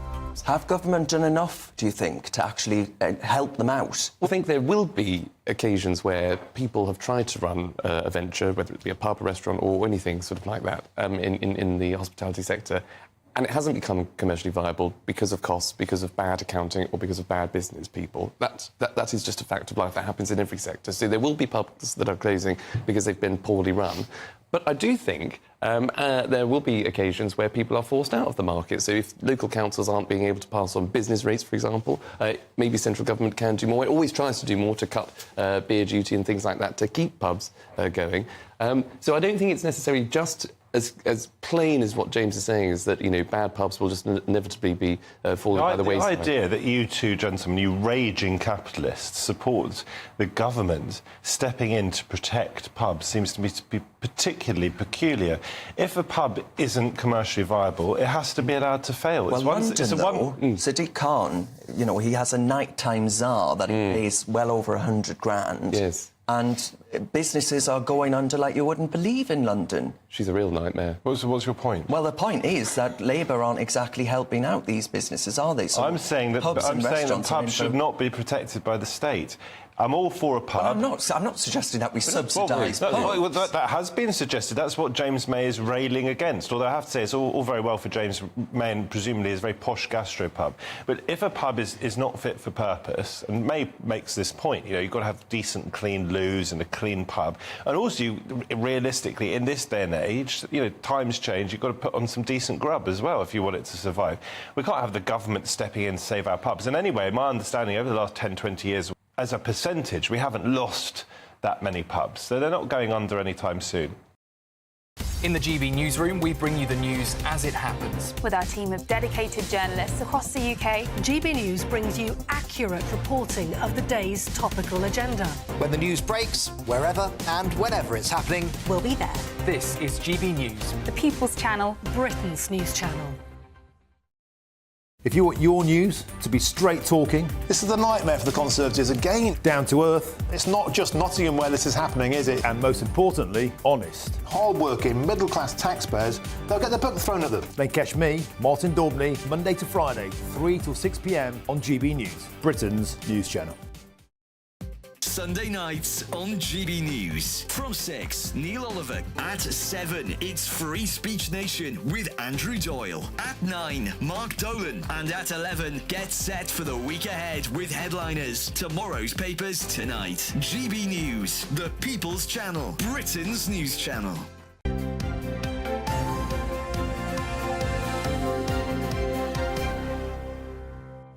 All right, let's talk potholes. Yeah, what are the dimensions of the perfect pothole? The perfect pothole? Well, the pothole that actually gets some action. Yes. Apparently it's all about the dimensions. Yes, they're going unfilled, apparently, because councils think they're just too small. But surely small ones get bigger very quickly. Stitch in time and all that. This review found that 6 councils in the UK will not repair a pothole unless it's at least 5 centimetres deep, and another 13 authorities want the pothole to be 30 centimetres wide and 4 centimetres deep before they'd even think of filling it in. So it's got to be a foot. 30 centimetres, yeah. Ridiculous. So, what do we make of all of that? Let's talk to the man who's been chasing all of these sort of things for years, known as Mr. Pothole, Mark Morell. Good to see you, Mark. I mean, this at a time when people are absolutely furious about the state of our roads, this just seems utterly ridiculous. Yeah, it's worse than that, actually, because I've come across councils that will leave a 7.5 centimetre pothole on a rural road that's a national speed limit that is heavily used by cyclists before they'd actually action it. I mean, it's just a complete nonsense. Yeah, but it's not only the size and depth. I was going to say it's the time scales. Yeah, exactly. I was going to say Ed. it seems trivial, but it's so not, because they cause accidents, and bad ones, don't they? Yeah, I mean, it's reported that 1 cyclist a week is killed or seriously injured as a result of potholes, and over 70 motorcyclists are killed or seriously injured over the last year for badly maintained roads. But it's not just depths.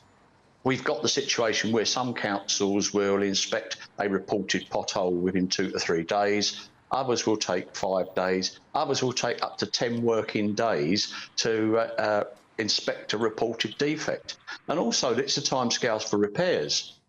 We've got the absurd situation where some councils will repair potholes within 28 days. Where I live, now they're putting 26 weeks repairs on a pothole defect.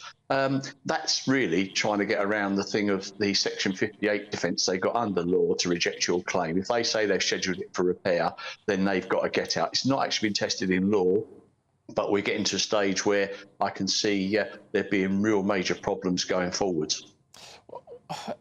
Is it not common sense to say, fix a pothole, a smaller pothole quickly and do it well? Is that not a cheaper option? I mean, I know they'd be busier in a way, but is that not a cheaper option for councils? It's very difficult for them. I mean, I don't want to be overcritical. It is about funding at the end of the day. The best way is to resurface your roads regularly like other countries, and then, surprise, surprise, we don't have the potholes. I mean, the carriageway backlog in road maintenance in England and Wales has recently been reported as £6.3 billion. A week before last, we had a report, an economics report, saying that potholes and badly maintained roads were costing the UK economy over £14 billion a year. So I can't understand why, whatever government comes in, they do not see the economic benefit of actually investing in our roads rather than the decades of underinvestment. You know, when we go along the road and you see that some potholes have been marked, presumably for repair, does that mean when a repair team go out, they will only fix the pothole that's been earmarked for it, and they will just walk past or over another one that very clearly and very quickly they could do, which would prevent it getting bigger?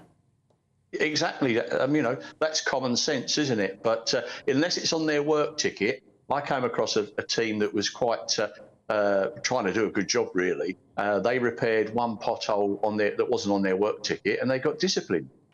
Oh, God, talk about jobs worths with all of this. I mean, this is where it gets ridiculous. I mean, you're very calm about it all, Mark. I remember talking to you, frankly, it must have been a decade or so ago where you said, I'm giving up Mr. Pothole now, not going to do it anymore. And here you are, you know, still at it, still having to plug away. And frankly, it just seems like we're not getting very far. No, I mean, the answers are all in a government select committee report called Fill in the Gap that was some excellent work by MPs. It was given to government and Grant Shapps gave it lip service. The answers are there. It just needs the will of government to actually spend money on our roads. So if it's costing the UK economy £14 billion a year, why aren't we spending another £3 billion on our annual resurfacing programme and increasing our investment? Of course, every time you damage your vehicle or your bike, government get 20% revenue from VAT, don't they? Do you have any sympathy for the councils that say we simply don't have enough money to do the job properly, so we'll just fix where we can? Yeah, I mean, they're all virtually in that situation now. They're heavily reliant on government funding. You know, they've got tremendous pressures with social care costs and children care costs. I would actually take roads away from them and fund them differently. But yeah, you're quite right. It's an enormous task. It's been a place that's been cut back for decades because they've had other pressures. And now we're in a situation, as Stephen mentioned, I was warning about this over 10 years ago. I set up National Pothole Day that's got a life of its own now. I've had millions of pounds of resurfacing work carried out, thousands of potholes repaired, and I've issued legal notices on councils to force them to actually carry out repairs. But it's now got to a situation, it's now an international embarrassment. I did some filming recently with French television. They call us the Kingdom of Potholes, and I've just been approached by an international news agency to do some more stuff, because obviously the election coming up, and it will be in the top 10 when it comes to the election. It used to be a local newspaper article, didn't it? It's now a national crisis, and now we're getting international interest about just the poor state of our roads. And there's plenty of evidence, isn't there, historically? I mean, there's always the story of New York, which was famous for its appalling potholes. And once they got fixed, it was the incoming mayor, it was Rudy Giuliani, actually, who said, one of the things I'm going to do is fix all the holes in the roads so that we can have some sort of sense of civic pride. And it worked. Yeah, I mean, I agree totally. We have government saying about, oh, we're going to give £8.3 billion from cancellation of the northern leg of HS2 to councils for potholes. But that's over a decade period. And they say it's going to resurface 5,000 miles of road. Let's put it in perspective. That's about 3% of the length of the roads in England and Wales. It's just enough to resurface the roads in Essex alone. So nowhere near enough. Funding's been cut. Back in year 2006, over £4 billion a year was being spent on road maintenance. Government currently provide £1.1 billion. So with the extra money, that takes it to less than £2 billion. And we have had increases in prices, inflation. So no one's really taking it on to what we need to do. Other councils do long-term investments rather than just short-term bits of money that very often government give at the wrong time of the year to carry out the works. And then Department of Transport recently gave away £250 million, but never audited where that money was spent. Yeah, it makes no sense at all, does it? Well, let's sort of get that other film crew round, Mark, and then perhaps you can shame whoever is in government on July the 5th to actually do something about it. Good to see you. Thanks very much indeed. Yeah, and call our political leaders, tell them it would make a very good election issue. Well, I mean, it would. It would. I mean, mind you, it makes me think that I will moan less when I'm stuck in traffic because they're resurfacing. Oh, yes. Because if you see them resurfacing, that's a rarity now, actually. You should film it. It's very good where I live, actually. The council where I live is very good at keeping on top of the roads. But it's a rarity. Not where I live, apparently. Where I live, they've got to be 30 centimetres wide and 4 centimetres deep before they even think of getting them fixed. Absolute madness. Anyway, if you've got any horror stories about potholes, love to hear from you this morning. gbnews.com/yoursay. Do stay with us, though, because Aidan McGee is next, telling us all about, well, it's a big football day, but also tennis and a little bit of Grand Prix, I gather.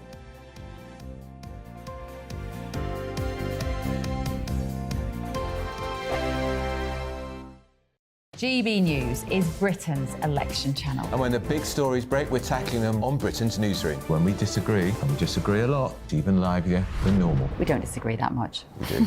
His comedy, though, is revolting. I knew her, unlike you. That explains Beverly Turner's temperament. It's a bit frothy in here, isn't it? He'll have one of me one day.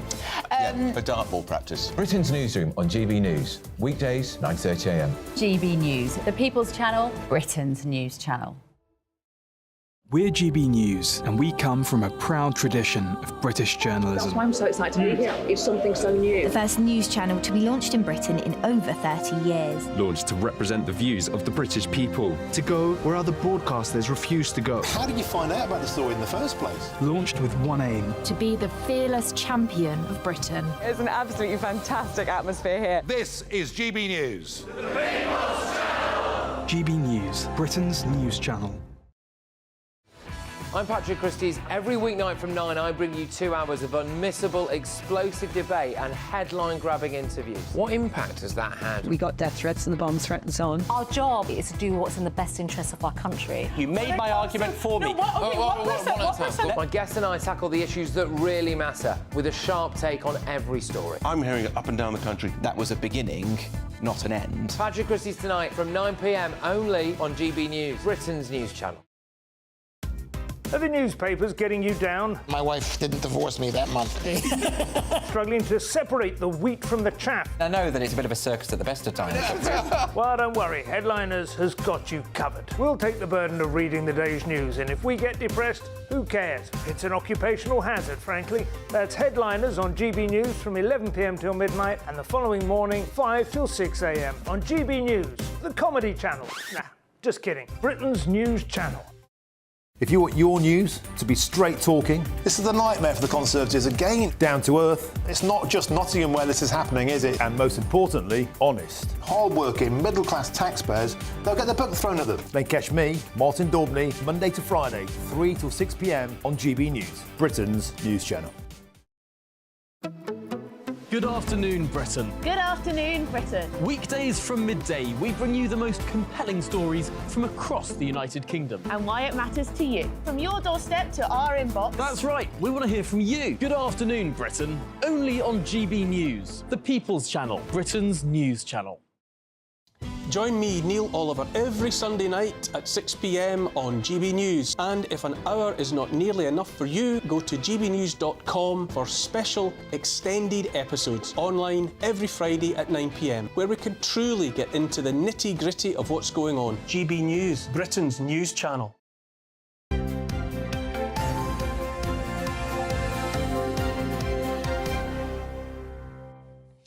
Time for the sport. Aidan's here. Good morning. Good morning to you both again.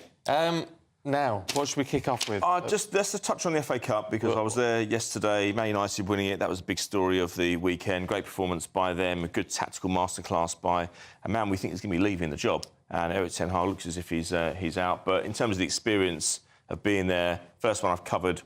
First time I've been to without actually working, and I have to say it was reminiscent of the Super Bowl when you see it on TV. It's lots of pyrotechnics, lots of lights, lots of music. Still got the brass band. You can't take that away. But I'll tell you what's amazing is how quickly they clear the pitch. They must have about 2 minutes to clear the pitch of all that paraphernalia, everything on there. Yeah, it's very militarily sort of set up. I saw it because I watched the beginning and it was brilliant. It must take ages. It must take ages to set it up. It must take ages to get that good at clearing it, and they can't get much access to that pitch. So it's a very professional job. And on the pitch, Kobbie Mainoo got the second goal for Manchester United. I think he's going to be in the England squad. A very young player who's come through in the last couple of months. We often get a breakthrough act, don't we? And but we'll see in the next couple of days, I think, if Erik ten Hag is going to stay. But we must get on to Leeds today because because that's at Wembley today. Wembley today, 3 o'clock. Arguably the biggest game of the weekend in terms of how much it's worth. But Leeds United released a video this week with some of these celebrity names attached to the club, wishing them well. Let's have a listen right now. Hey Leeds, it's Paris. Just wanted to leave this message for you guys and say good luck with your game this weekend. I'll be rooting for you wearing my jersey. I just want you guys to know that everyone at Leeds United is so excited. We know you can do it. We know you can pull through.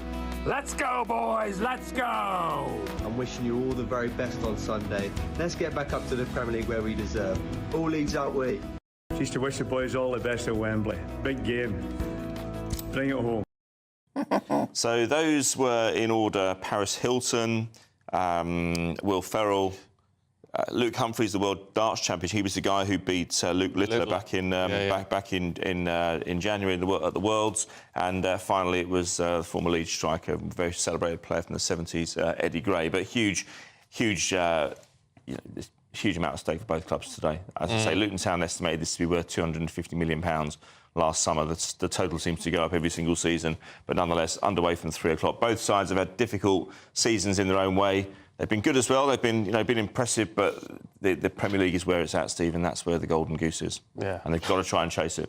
Golden goose. These clubs spend money chasing it, but only a certain number of places are available. But you have to be there. The Premier League is existential. It's more important to be in it than it is to actually do anything in it. Right. Oh. Next time I go to a football match, I'll say this is existential. I don't know what it means, but there you go. There you go. Adrian, thanks very much indeed. Good to see you both this weekend. Indeed. Right. What was I saying? What am I saying? We're going to take a quick break, but we will be looking at the newspapers in just a few moments. Don't go away.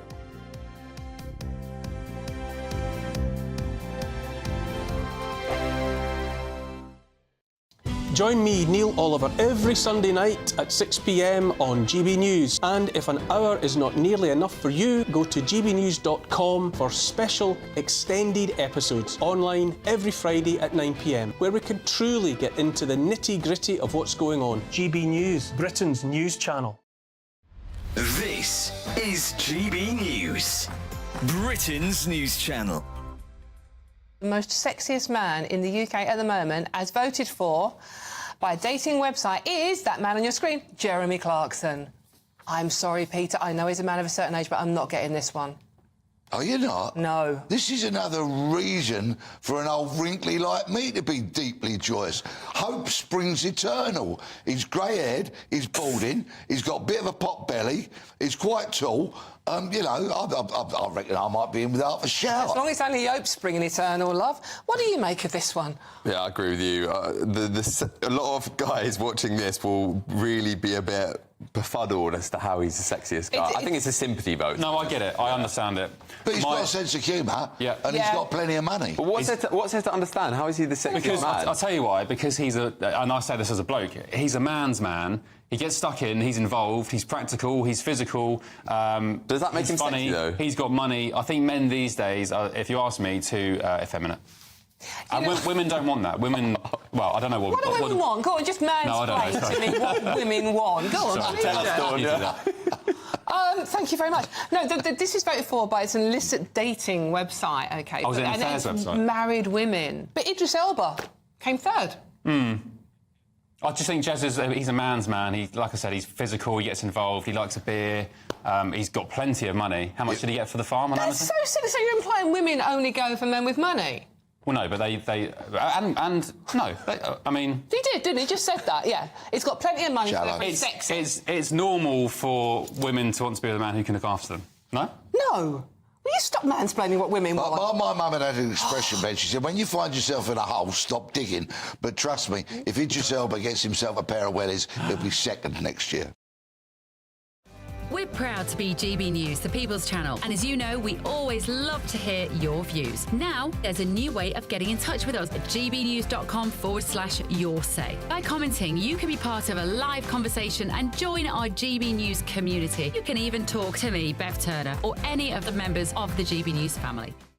Every Saturday, 10 till 12, we'll bring you all of the news that you need to know. We'll also remind you that there is so much to smile about. It's my favourite time of the week. I get to relax, enjoy some light-hearted stories, and let Ellie teach me about fashion too. That's Saturday Morning Live, every Saturday, 10 till 12. Only on GB News, Britain's news channel.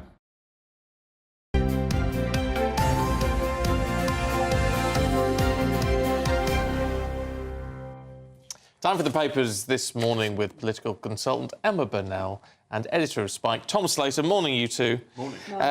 Should we have a look, Tom, at England's shirts? This is a very big election issue. Tell us all about it. I understand this, though. I know we've been talking about the National Service and the votes for 16s, but the real question is Keir Starmer allowed to wear England shirts during the Euros? So this is a story in the Mail on Sunday suggesting that his aides have told him and various other Labour frontbenchers that during the competition they cannot be seen wearing an England shirt, an England jersey, because of the fact that obviously Scotland is very important to the race, and presumably they're desperate for the Scottish vote. Exactly, aren't they? really crucial for them. That was the kind of red wall before the red wall, if you like, that they lost, and could be very decisive in terms of them getting back into power. And I suppose on a superficial level, I get it, but I mean, do people in Scotland, are they working under the misassumption that actually Keir Starmer's Scottish? He supports well, Scotland. with a name like Keir. It's just that if he does lots of photo calls in an England shirt. Yeah. And I get that the SNP would take those pictures and tweet them out, whatever, but let's be grown-ups about this, surely. The thing about stories like this, it would make sense if they'd just done it, but for someone to have told a male journalist that they've done it is frankly ridiculous. Like, oh, look how clever we are. We're thinking about all the. It's just if they'd done it, no one would have noticed. But we've seen the flip side of somebody not thinking about the optics. Oh yeah, no, they should think about the optics. Absolutely, they just don't have to brief people they're thinking about the optics. Yeah. Just do it. All right, let's change tack significantly, should we? Because this has been on the list all morning. I haven't got to it yet. So on the Sun on Sunday, a pop-up restaurant where you can buy a hot dog for £55.20. Bargain. Frankly, anyone who is willing to pay £55.20 for a hot dog deserves everything they get. Well, they deserve a good hot dog. A tiny hot dog. Apparently, it's tiny and has no chips with it, so... No chips? No chips. Just the hot dog. But this pop-up restaurant is where? It's outside a posh hotel on Park Lane, I believe. Well, there you are. Well, they're not tiny. Well, I mean, that ain't 55 quid's worth of food as far as I'm concerned. Well, no. I mean, that is outrageous. The other thing is, it's a pop-up, right? What are your overheads with a pop-up? Yeah. Like, when you're paying in a restaurant, significantly more than if you'd bought the ingredients at home. That's because you're paying for the staff. Yes, OK, the pop-up has stuff. But you're also paying for rent. You're paying for all these other costs. The building costs are what, really, really bring a lot of cost into running a restaurant. That doesn't exist for a pop-up. No, but you can get a gourmet hot dog which will be topped up with things like lobster and truffle. More if you really want to. I don't care. Yeah, and if you want to drink alongside it... Yeah. It's champagne. Am I being too cynical as well? Because I think that a lot of the time they'll go for this outrageous, outlandish, overly expensive thing because they know it'll be a social media story. Yeah. And therefore they know that people will happily go... If you've got enough money to be able to afford that, you'll just go down there for the laugh. They'll do it for the Instagram. They say, look, but we're having that's lunch not a in long-term sustainable business model. No, it isn't. No, but it is pop-up. Who knows? It's properly outrageous. I mean, as I say, more money than sense. If you want to spend 55 quid on a hot dog, I've got a bridge to sell you. Yeah. Emma, can we pay tribute to the Sherman brothers? Absolutely. One of whom died, sadly, yesterday, that's right. And they were the absolute master songwriters for Disney, I suppose, an awful lot of Disney films, particularly for Mary Poppins. And do you remember this from Chitty Chitty Bang Bang? Chitty bang bang, chitty chitty bang bang, oh, you pretty chitty bang bang, chitty chitty bang bang, we love you. And in chitty chitty bang bang, chitty chitty bang bang, what we'll do, near, far, in a motor car, oh, what a happy time we'll spend. Bang bang, chitty chitty bang bang, our fine four-fendered friend. Bang bang, chitty chitty. I mean, the thing is, they wrote so much stuff that everyone remembers. Absolutely. They were geniuses, actually, weren't they? Completely, and they really understood how musicals work. You see some musicals now, and they don't have a banger. They don't have a hit, whereas Mary Poppins was hit after hit after hit. There were no filler songs, all killer, no filler. Yeah. And I love Mary Poppins, I love Chitty Chitty, but I'm terrified of the child catcher. Well, did you know we're out of time. Oh, no, I was going to give my fascinating fact. No, you see, no, we're all killer, no filler. Emma, Tom, thank you very much indeed. Here's your weather. Looks like things are heating up. Boxed boilers, sponsors of weather on GB News. Hello there, welcome to your latest GB News weather. The day ahead is going to be unsettled. We'll see heavy showers, some thundery downpours as well, but there will be some sunshine. This morning, though, it's a cloudy start across much of the UK. Outbreaks of rain pushing northwards, but it will brighten up from the south. But we will see heavy showers developing, becoming quite widespread as we move through into the afternoon. A Met Office thunderstorm warning in force, some local disruption possible, frequent lightning, hail and some localised flooding. In between, there will be some sunny spells, breezy around the coast, temperatures a little lower compared to Saturday, highs around about 20 Celsius. But for some eastern areas, it will feel a little less chilly compared to Saturday. So looking at the details into the evening time, we can see plenty of showers still across central southern parts of England and Wales, some of these thundery. And then further north into northern England, Northern Ireland, southern Scotland, cloudy generally with outbreaks of rain, but still some rumbles of thunder possible in that too. And then across northern Scotland, generally a little bit drier here with some sunny spells for a time before clouding over as well. For the rest of the evening and overnight, further showery rain pushes northwards.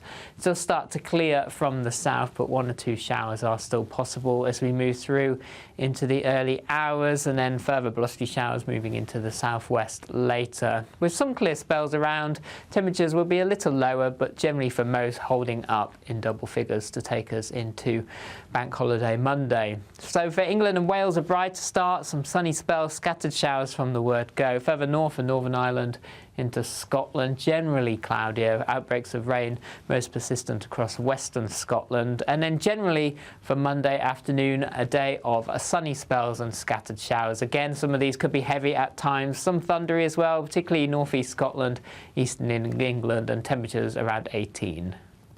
That warm feeling inside from Boxed Boilers. Sponsors. It's the biggest cash prize we've given away to date. An incredible £20,000 that you could use however you like.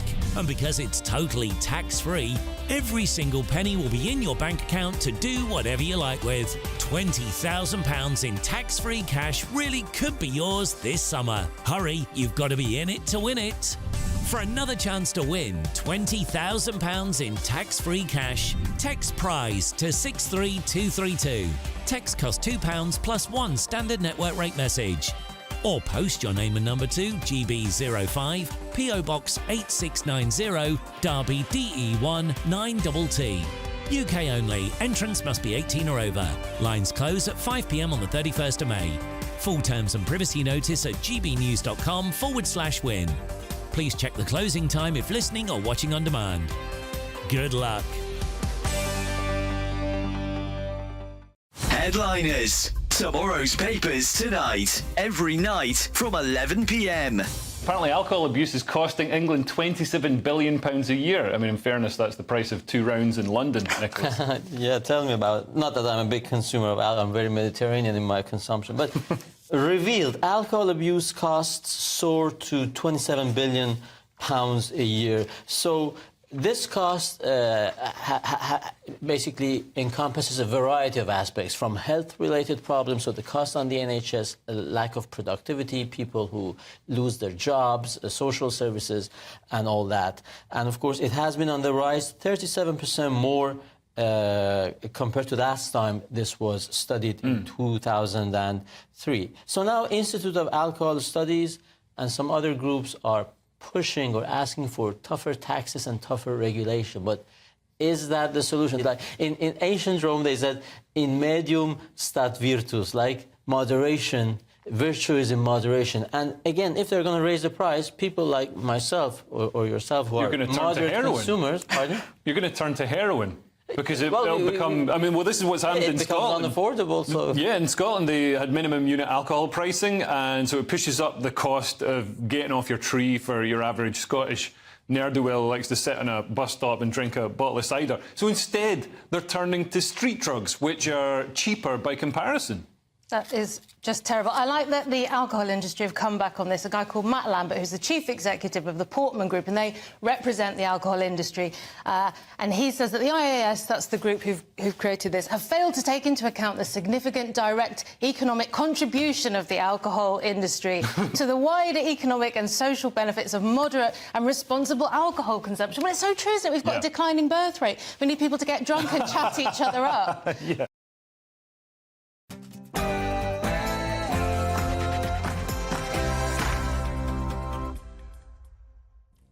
Good morning to you. It's 9 o'clock on Sunday, the 26th of May. Today, your country needs you. In one of the first major policy announcements of the election, Rishi Sunak has vowed to bring back national service.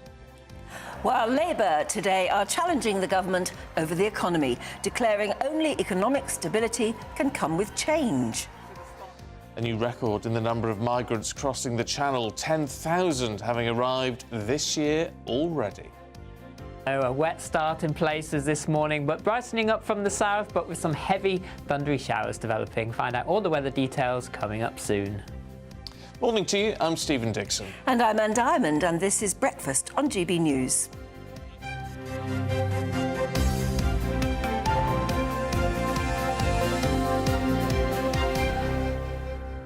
I've been rummaging around under the table here, and I found a remote control.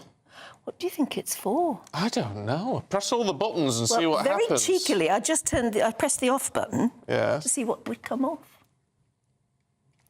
Nothing. No. Nothing. Maybe you've got to find out where you're pointing it. Yeah. There you go.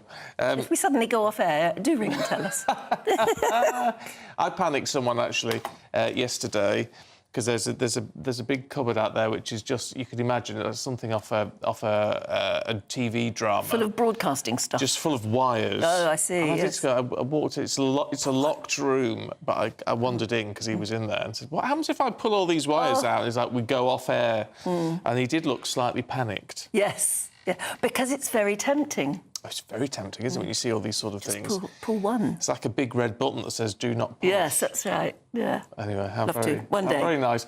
Just a quick one. Mandy Smith says Medway Council has spent £805,000 painting red routes in areas that don't need them. Could have been spent on potholes that are horrendous. What are red routes? What are they? Red routes, it means you cannot stop under any circumstances. Oh, I see. Okay. So it's for ambulances and fire engines and all that sort of thing. But, and I understand it's important. It is important. But potholes are important every day for everybody. And cause the accidents that you may need an ambulance for. Mind you, then, Stephen Bentley says people spending £55.20, whatever it is, on a hot dog. Glad I live in the country, keep the idiots in the cities. This is pop-up restaurant in Mayfair. Well, it's £48 for a hot dog plus a 15% service charge, which you have to pay. Don't you think it's probably for the tourists? Oh, Than yeah. anything. I doubt even inexperienced Londoners, even posh people who live in Mayfair, are not going to pay that much for a hot dog, are they? You wouldn't have thought. Except for a laugh, maybe. Not if you've got any sense whatsoever. Anyway, keep your thoughts going through, as always. Let's talk politics. Back to the election, absolutely. Rishi Sunak has announced mandatory national service for 18-year-olds, if, of course, he wins the next general election. Yeah, the Prime Minister says they'll get a choice between either 12 months in the armed forces or 1 weekend a month volunteering in the community. And he claims that this would help unite society in an increasingly uncertain world. Well, meanwhile, Keir Starmer's focused on young people as well. He's pledged to lower the voting age to 16. I want to see 16 and 17-year-olds voting. They can go out and work. They can serve in our armed forces. And, of course, if they are out and working, they pay tax. And therefore they should have a say over how the money they're paying in is being used. So yes, I want to see that vote for 16 and 17-year-olds. If you can work, if you can pay tax, if you can serve in your armed forces, then you ought to be able to vote. But you can't get married at 16. We've cleared that up, haven't we? No, you can't. A lot of people saying that you can't get, even with parental consent now, you can't get married till you're 18. That changed in 2017. That's right, it was quite recent, wasn't it? Anyway, yesterday the leader of the SNP, John Swinney, made his campaign platform very clear when he called for an end to austerity. This campaign tour today is all about focusing on the need to end austerity. Scotland has suffered 14 years of austerity from the Conservative government. The Labour Party is indicating it will continue the austerity agenda. And the only way that Scotland can address that is by electing a strong group of SNP MPs. I want to unite Scotland against austerity, and that's what will happen if people vote SNP in Scotland at this election. Well, the Camilla Tominey show is here at 9:30, as always, on a Sunday, and she's here right now to run us through your runners and riders on today's show, Camilla, because it finally feels like we've got a little bit of meat to get our teeth into. I know, Stephen, what a time it is to be alive and presenting a Sunday morning politics show. On the national service front, they've put out James Cleverly, the Home Secretary, on the broadcast round, so we'll have him on the show a little later because he has got a military past. However, I think there are mixed feelings about this policy. On one hand, we can understand it, can't we? This idea that there is a generation of young people that perhaps haven't got the resilience of those who were born earlier in days gone by, and that something needs to be done to create a newfound spirit of sort of community cohesion in Britain, because we're kind of witnessing divided times and behaviour on university campuses and on the streets of London and all the rest of it. So we can understand the impetus behind it, and there'll be lots of GB News viewers and listeners, I think, who have been saying for some time we need to bring back national service. So it's obviously a kind of red meat offering to reform voters and indeed people of that kind of conservative persuasion. On the other hand, I think the criticisms that are already bubbling up are this seems to be a little bit back of a fag packet. It's a bit too little too late. Has it been well thought out? And guys, you covered earlier what Keir Starmer's offer is to the young. Keir Starmer's offer to the young is that you can vote from 16 to 18. By comparison, Rishi Sunak's offer to the young seems to be maths till 18 and national service. I'm not sure how well that's going to go down with the Generation Zs. No, and of course, I suppose you could argue that the younger you are, the more likely you are to probably vote Labour anyway. So it makes sense for Keir Starmer to appeal to them. And as you said, Rishi Sunak offering national service up as something that potential reform voters might well go back to him for. Yeah, I mean, we can see the sense of it, but then it seems more like a political gimmick in that regard, that it's politics rather than actual policy making. Because let's be honest, the bookies are putting the Conservatives' chance at the moment of winning a majority at 2%. So are they just coming out with this as a kind of pie-in-the-sky policy in order to attract, as we said, some of those righties? That remains to be seen, and I'll be asking James Cleverly. We've got Nigel Farage coming on the show. I am going to grill him about his decision-making around reform and why he isn't standing as a candidate, because I know there's lots of people watching and listening to this who are very disappointed. It's handed an electoral victory to Rishi Sunak, let's be perfectly honest, because I think the reform vote will be harmed by the fact that Nigel's not standing as an MP. I know he said he'll campaign for the party, and that's all well and good, but I'm going to be grilling him on that. I'm also going to be speaking to Kwasi Kwarteng for his reaction to the Prime Minister's rain-soaked announcement. He's one of many heavyweight MPs, now including Michael Gove and Andrea Leadsom and others, that are going to be jumping ship come July the 4th. I'm going to ask him how damaging he thinks that is. And of course, we'll hear from the Labour Party. Liz Kendall, the shadow Pensions and Work Secretary, will be coming on. I'm going to be asking her about an astonishing story in the front of the Telegraph, suggesting that the first private school has already closed down in anticipation of Labour scrapping that VAT break for private schools. I suppose the question for Ms Kendall is Labour now advocating a policy that results in schools being shut down?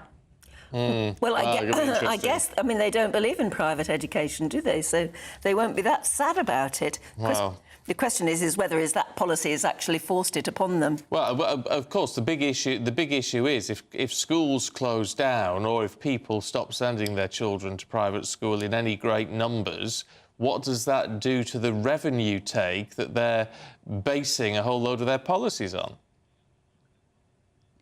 Also, Stephen, where do we put these children? So the IFS, the Institute for Fiscal Studies, has predicted that at worst, this policy could result in 40,000 private school pupils with their parents not able to pay the fees, taking themselves out of the private sector. There's a July the 4th election. Labour will be in power for the start of the new school term. Genuinely, I'll be asking Ms Kendall, where are Labour going to accommodate these pupils? Because we already know that classrooms are overcrowded as it is. Are they going to be putting up temporary buildings to accommodate them? What's going to happen? I've asked repeatedly shadow ministers this question. Nobody seems willing to answer it. OK. Well, try again and we'll watch you having a go. Yes, Camilla, definitely. thanks very Always much do. indeed. Look forward to that. Thank you. Just a quick on the whole marriage thing and votes for 16-year-olds. Mary Cameron's been in touch. Now, there's a Scottish name, if ever I heard one. There's a wee part of Britain called Scotland, she says, where 16-year-olds can marry. Oh. So they didn't change it in Scotland. I didn't realise that. Yeah, our apologies. So there you go. We thought we'd made a mistake, but not completely. No, we made half a mistake. Yes, exactly. And then we made half a mistake the other way By around. not clearing it up properly. There you go. It's interesting talking about the what Camilla was saying there is where do those pupils go if their parents can no longer afford to send them to private school? I have experience of that. A very dear friend of mine lost his job and had to take his children out of private school because he literally couldn't afford the fees anymore, and found, to his dismay, that you couldn't just ring up your local schools, your local state schools, and say, I've got 2 more pupils for you, because they say, well, we've got a waiting list miles long. Yeah. And so you wouldn't. I mean, you'll suddenly get, if this does work, you'll get a tranche of, you could argue, middle-class parents who have fairly good incomes but can no longer afford the private school thing, who still really want a good education for their children, not being able to get into the schools where they want to go, and maybe having to drive miles to get to a school that hasn't got a very long waiting list. Possibly, although it's worth pointing out that when we spoke to, it was Darren Jones yesterday, wasn't it, from the Labour Party, and he was saying there's independent studies show that it would not affect the number of people going to private schools. And that's partly because, he says, it would be, there's a real opportunity for private schools to phase in the changing in fees, what have you. So they claimed an independent study showed it would not mean 40,000 children leaving. I wonder. No, it's one of those things. We shall many. just have to wait and see, because it's very, very likely to happen. Yeah, I suppose it is. Because it's something they will do. The government will do. They've always wanted to for years. OK. Well, we've been talking as well to a lot of experts throughout the morning, saying, what is this election going to be like compared to, I don't know, 97 or whatever? 92, yeah. Is it going to be that sort of election, this sort of election, or what? And I would suggest that this is going to be a whole different election from anything we've really ever seen before. Yes, it's going to be like a 95 election. What was the 95? Hang on. Well, it wasn't. It's somewhere between 92 and 97. I see what you mean. Yes. Yeah. Anyway, so let's talk to historian Martin Whittock, who joins us now. Morning, Martin. What's your take on how this could play out historically? Well, it's quite intriguing because governments in 1979, 1997 and 2010 were behind in the polls, but they had a choice about the timing of election. No choice at all. They had to go for it. Whereas, of course, Rishi Sunak has opted to go for one when he is behind in the polls. So that's quite intriguing. And in fact, in recent history, only in 1970, the Conservatives, and then in February 1974, it's a long time ago, Labour, has a party won when it started the campaign behind. So it is quite intriguing that Rishi Sunak has opted to go for a general election when historically the data would suggest that does not put a government in a position to win. In fact, in 1964, Sir Alex Douglas Hume, Conservative, was nowhere near as behind as the Conservatives currently are at this stage in the summer, but he put off a general election until the autumn. So it is quite intriguing because if you look at the data alone, and obviously the only data that counts is the poll that happens on July the 4th, but even so, the historic data suggests that if you are behind in the polls as a government, you are very unlikely to win, going right back to 70 for Labour, 70 for the Conservatives. So in many ways, he has bet the farm against the polls, if you see what I mean. Yes, but you do wonder, I suppose, and a lot of his advisors will probably be telling him that, times are very different nowadays. The whole country is different. In fact, the other parties are different too, and the vote may be split in all sorts of intriguing and very complex ways. And that's a very good point, because at the end of the day, we are now, we're not then, and you're absolutely right. But also, I think when we look back to that announcement in the pouring rain back on Wednesday, doesn't it seem a long time ago that now? But anyway, when we look back to that, blaring out from Whitehall was things can only get better. And obviously, there's an argument that Sunak and his advisors are concerned that things actually might get worse. Bank of England is not going to lower interest rates, despite the inflation levels. Little room for tax cuts, obviously. Lower inflation is not feeding through into feel good. Migration problems clearly haven't been fixed. We know there won't be a Rwanda flight. Well, everyone thinks about that for the general election now. Mounting panic in the Tory party. And so one can see why he might have, in fact, different to that song blaring out things can only get better, I felt things can only get worse. And one could see the temptation to point to some green shoots on Wednesday, the inflation level, possibly promising tax cuts, well, definitely promising tax cuts in the future, and just going for it. And some commentators have said that maybe Rishi was just fed up, that it's been exhausting, all those Tory prime ministers, the sniping against him, the disappointments, and he may well have also hung on to the fact that though Labour did really well in the local elections in May, wasn't quite the landslide that some have predicted, maybe the polls have got it wrong. as they have done in the past. They did, for example, when Theresa May went for the opportunity to increase the majority. They don't always get it right, and some people have felt he's bet the farm, and I would agree with this, because things could get worse. So there are some green shoots, and just go for it. But it's a huge risk, and history suggests the odds are stacked against him.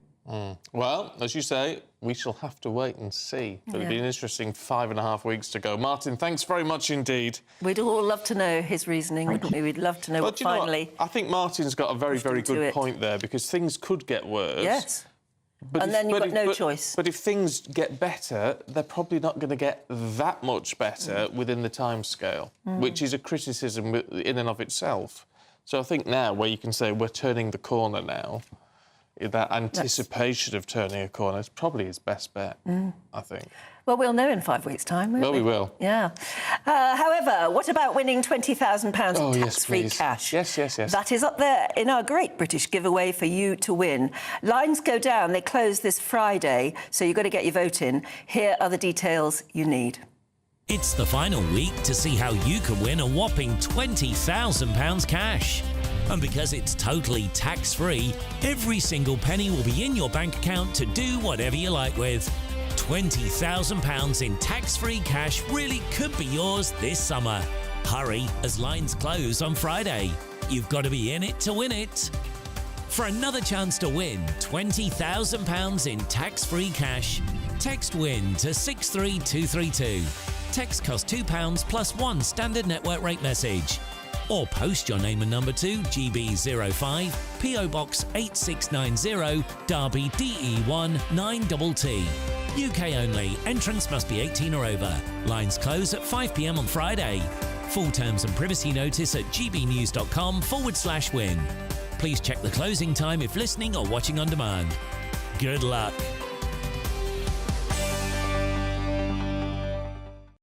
All right, still to come for you. How do you fancy 3 days of delicious food in the north? Best place to be. Sign us up, I say. We'll tell you more in just a minute.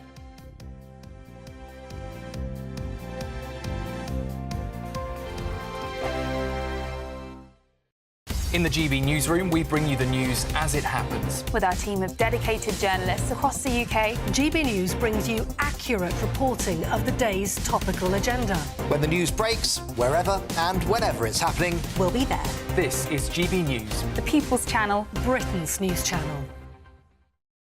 If you want your news to be straight talking... This is a nightmare for the Conservatives again. Down to earth. It's not just Nottingham where this is happening, is it? And most importantly, honest. Hard-working, middle-class taxpayers, they'll get the book thrown at them. Then catch me, Martin Daubney, Monday to Friday, 3 till 6 p.m. on GB News, Britain's news channel.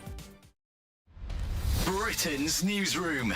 Weekday mornings from 9:30. Well, we're delighted about this because the boss of JD Wetherspoon has credited demand for fashionable Guinness as the pub chain reported a jump in sales. Now, Guinness has benefited from a boom in demand over recent years, shaking off its association with rugby lads and old men to appeal to a much younger audience and loads more women. We've got our Guinness here. Oh, yeah. Cheers to you. Cheers. I'm not sure about this boozing on air at this time of the morning, but I'll let you off on this occasion. As it's you, Tim, as it's you. Now, Guinness is an acquired taste for many people, so I'm surprised it's become so popular. Yes, it is a real surprise. I think it's always been a popular drink among the demographic you mentioned, the older guy. There's about 80 or 90% of pub trade over the last 30 or 40 years, and probably longer, are a similar range of products. But there's a varying 10, 20% according to fashion. You had vodka Red Bull 20 years ago. You had an Irish cider poured over ice, which came from no one knows where. You had Alco Pops. So there's an unpredictable range of products which have been the fashion of the moment. But the fashion of the moment, very unpredictably this time, is Guinness. And no one knows why. As you say, it's an acquired taste. Young people tend not to like it. Most of the fashionable drinks over the decades have been quite sweet. and Guinness obviously isn't. So yes, I think the Guinness brewery, St James's Gate in Dublin, they'll say it's brilliant marketing, but like the rest of us, they rely a bit on luck. Sunday nights on GB News. From 6, Neil Oliver. At 7, it's Free Speech Nation with Andrew Doyle. At 9, Mark Dolan. And at 11, get set for the week ahead with headliners. Tomorrow's papers tonight. GB News, the People's Channel, Britain's news channel.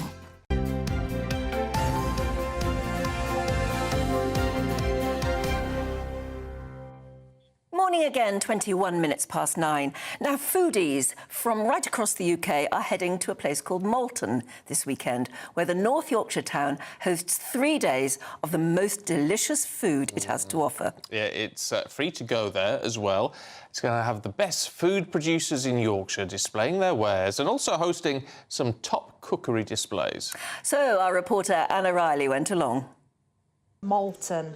It's the self-proclaimed food capital of Yorkshire, and the town is showing off those credentials at the Food Lovers Festival over this bank holiday weekend. Well, the Food Lovers Festival is our jewel in the crown. It's our biggest event of the year.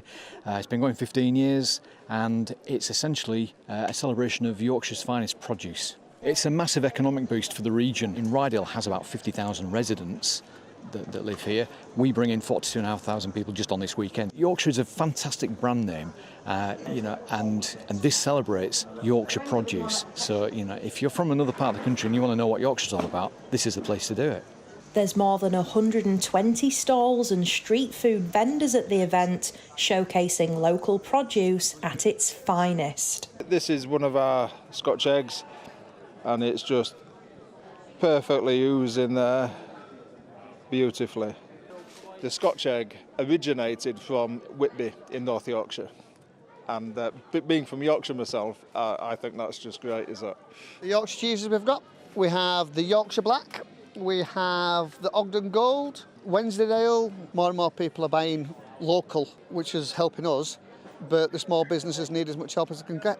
The main stage is a hub of culinary excellence with demonstrations from award-winning chefs. We will be showcasing all Yorkshire produce and Yorkshire chefs.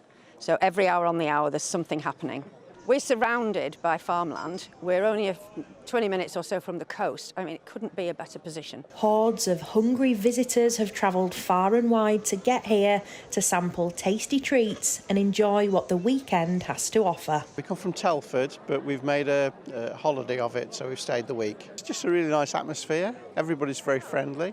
There's a lot of stalls, there's a lot of choice. Looking forward to looking at the pies and things like that as well, having a good look around and having a good taste of the food and the drink. The food, sourcing some local ingredients, meeting some local artisans and just having a nice day out. A drink more than an eat, so I'm going to find some gins. With so much food on display, it's no wonder the gourmet street party is dubbed Yorkshire's foodie Glastonbury. Anna Riley, GB News, Malton.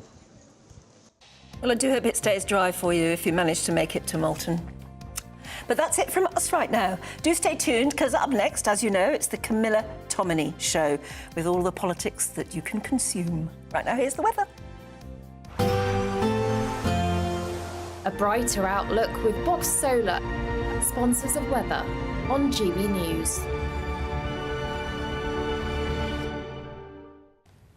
Hello there, welcome to your latest GB News weather. The day ahead is going to be unsettled. We'll see heavy showers, some thundery downpours as well, but there will be some sunshine. This morning, though, it's a cloudy start across much of the UK. Outbreaks of rain pushing northwards, but it will brighten up from the south, but we will see heavy showers.